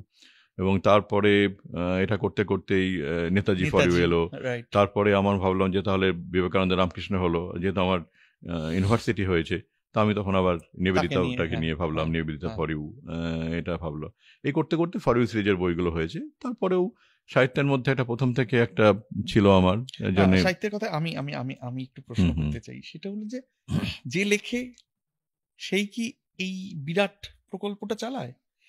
তাহলে সে কখন লেখে, কিভাবে লেখে, এত লেখা কি করে আমার তৈরি একটা হয়? ফর্মুলা আছে, নিশ্চয়ই তুমি পড়েছো, আমি আগেও ইন্টারভিউতে অনেক জায়গাতে বলেছি। আমার 8-8-8 একটা ফর্মুলা। ঠিক, হ্যাঁ, ঠিক, ঠিক। 8-8-8 তিনটে ফর্মুলা। আট, হ্যাঁ, হ্যাঁ। 8 ঘন্টা। 8 ঘন্টা হচ্ছে আমার ঘুম এবং প্রাত্যহিক কাজকর্ম। 8 ঘন্টা হচ্ছে আমার অফিসের কাজ। আমি একদম 8 ঘন্টা আমি অফিসের কাজ যেভাবে করা, সে বাড়িতেই হোক আর অফিসেই বসেই হোক, আর আমি কোথাও ট্যুরে গিয়েই হোক, আমি কাজের মধ্যে থাকি 8 ঘন্টা। আর 8 ঘন্টা টাইম আমি আমার এই সেলফ লেখালেখি, আমার ডেভেলপমেন্ট, পড়াশোনা, লেখালেখি, আমার গান পরিবারকে শোনা সময় বা দেয়া, আমার পরিবারকে সময় দেওয়া। বন্ধু-বান্ধবকে সময় দেয়া, গল্প করা, ফোন করা, এগুলো আমি তার মধ্যে থাকি। সুতরাং এগুলো আমি এইভাবে ভাগ করে নিয়ে আমার মনে হয় যে টাইমটা কোনো ফ্যাক্টর হয় না। আপনার তো জন কিটসের ব্যাপারেও ইন্টারেস্ট, আমি কিটসকে নিয়েও আপনার লেখা পড়েছি, সেটা হ্যাঁ, অনবদ্য। ওটা হচ্ছে বিরহের অন্তরালে। হ্যাঁ, বিরহের অন্তরালে। ওটা ওই আমি একবার যখন ইংল্যান্ডে ভিজিট করছিলাম, তখন 4টে কবির বাড়ি মানে ভিজিট করেছিলাম। শুধু ভিজিট নয়, মানে কয়েকদিন থেকে থেকে ওখানে পাশে হোটেল নিয়ে থেকে হুম, তার লাইব্রেরি এবং তার ইয়ে করে আমি ওখানে প্রথম হচ্ছে রবীন্দ্রনাথ, তার পাশেই জন কিটসের বাড়িটা, হেঁটেই আসা যায়। মানে ওই আচ্ছা, রবীন্দ্রনাথের যে হ্যামস্টেডের বাড়িটা থেকে জন কিটসের বাড়িটা ওয়াকিং ডিস্টেন্স, হেঁটে আসা যায়। তারপরে ওখান থেকে গেলাম ওয়াটসওয়ার্থ, তারপরে হচ্ছে শেক্সপিয়ার নিয়ে, তখন আমি এই 4 জন কবিকে নিয়ে, এবং সেটা একটা অন্যরকম একটা ঘটনা ঘটেছিল সেটাতে অ্যাকচুয়ালি। মানে আমি যাচ্ছিলাম হচ্ছে তোমার ইংল্যান্ড থেকে আমি গাড়িতে করে আমরা মুভ করছিলাম হচ্ছে ওদের আরেকটা প্রভিন্স, বলো কি নাম, ওই ইউকের আরেকটা, যেটা স্কটল্যান্ডের দিকের স্কটল্যান্ডে, কথা সরি বলছেন? হ্যাঁ। স্কটল্যান্ডে, হ্যাঁ স্কটল্যান্ডে যাচ্ছিলাম। স্কটল্যান্ডে যেতে যেতে একটা জায়গা থেকে দেখলাম দুদিকে না আমাদের মানে হলুদ ফুলে ভর্তি রয়েছে। তো আমি, আমার যে বন্ধু, ওই আমাকে ড্রাইভ করে নিয়ে যাচ্ছিল, সঙ্গে আরো 2জন বন্ধু আমার ছিল। তা ওকে আমি জিজ্ঞেস করলাম যে দারুণ সর্ষে খেয়ে, তারা আমাদের মনে হচ্ছে তো আমাদের মাঠের পাশ দিয়ে যাচ্ছি। তা বললো, দাদা এটা সর্ষে নয়, এটা হচ্ছে ড্যাফোডিলস। হ্যাঁ, হ্যাঁ, এখানে 10,000 ড্যাফোডিলস আই হ্যাঁ। স এট এ তা আমি গ্লান্স। বললাম যে আরে বলল হ্যাঁ পাশে না ওয়াটসওয়ার্থের বাড়ি, এখানটা খুব ড্যাফোডিলস হয়। আপনি রাস্তার দুধারে যেগুলো দেখছেন এগুলো হচ্ছে ড্যাফোডিলস, এবং এটা ওই আপনি একটু এগুলেই বাঁদিকে আমরা যদি এটাকে টার্ন করি, তাহলে এখানে ওয়াটসওয়ার্থের যে বাড়িটা এবং তার মিউজিয়াম, এবং সেখানে ওই তার লেক টেক এটসেট্রা পাশেই সমস্ত একটা কিছু আছে। ছোট হ্যাঁ, লেক, ঠিক। হ্যাঁ। তাহলে চলো একবার ঘুরে যাই। তো ঠিক আছে, আমরা গিয়ে ওখানে গেলাম। যাওয়ার পরে ওই জায়গাটা দেখার পরে মানে আমার মনে হলো মানে স্বর্গীয় একদম। আমি আর বললাম আজ যাবো না কোথাও। আমি তখন বললাম না, এখানে থেকে যাবো। বলে স্কটল্যান্ডে একটা ইউনিভার্সিটিতে আমার পরের দিন একটা মিটিং ছিল। আচ্ছা, ওকে, তা আমি ওদেরকে বললাম যে এবারটা আমি এক্সকিউজ চাইছি, যে এবারটা আমার ভালো লাগছে না যেতে, আমি এখানে থেকে যেতে চাই।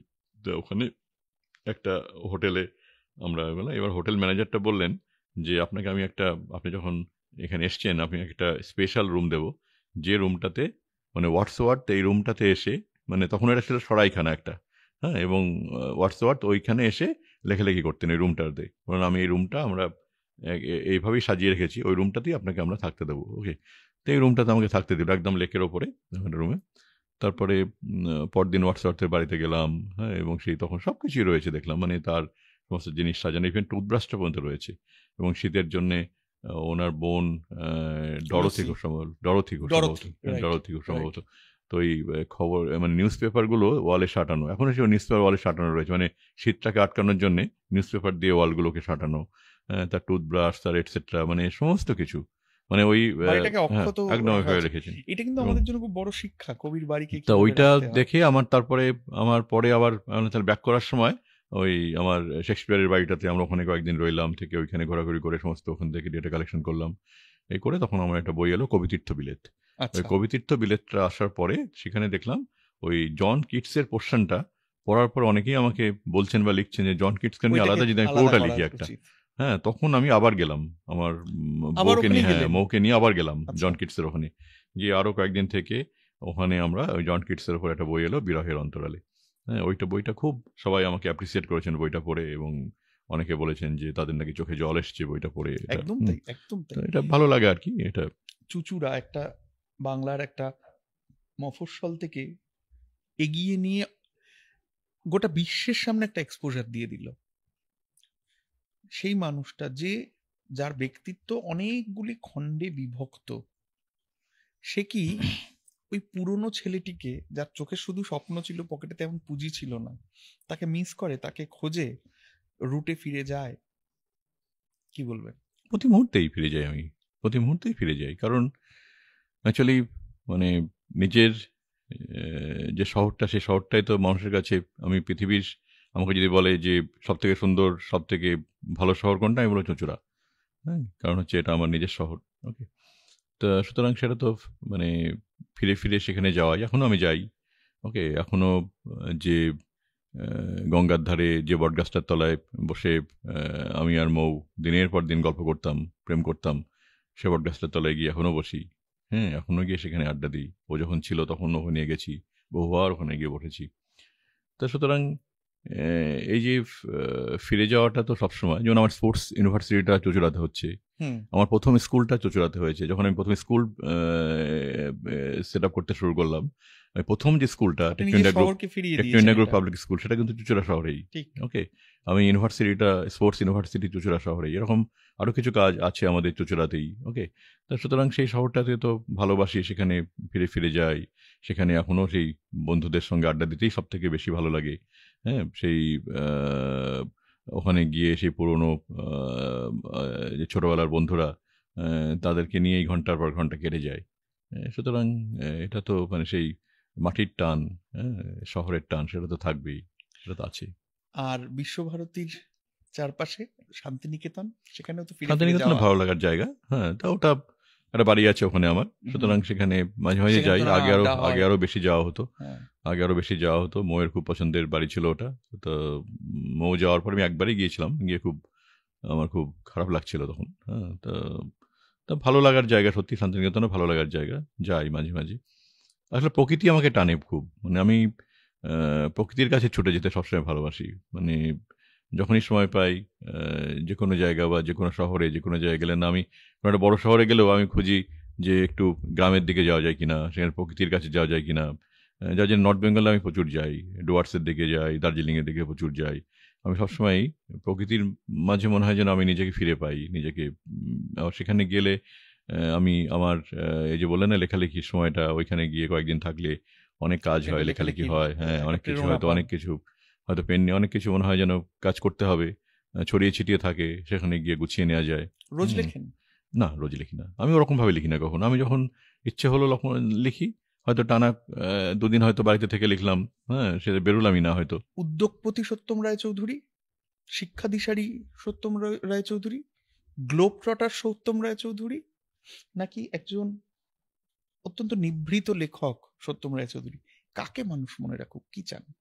কোনটার প্রতি আপনার মানুষ, প্রেম, আপনার আমি ভালোবাসা এমন কিছু বেশি? করিনি যে মানুষকে মনে রাখার মতো এখনো আমি কিছু করি বলে আমি মনে হয় না। কি বলছেন? করেছিও না আমি, এটা মনে করি না যে মানুষকে মনে রাখার মতো কিছু করেছি।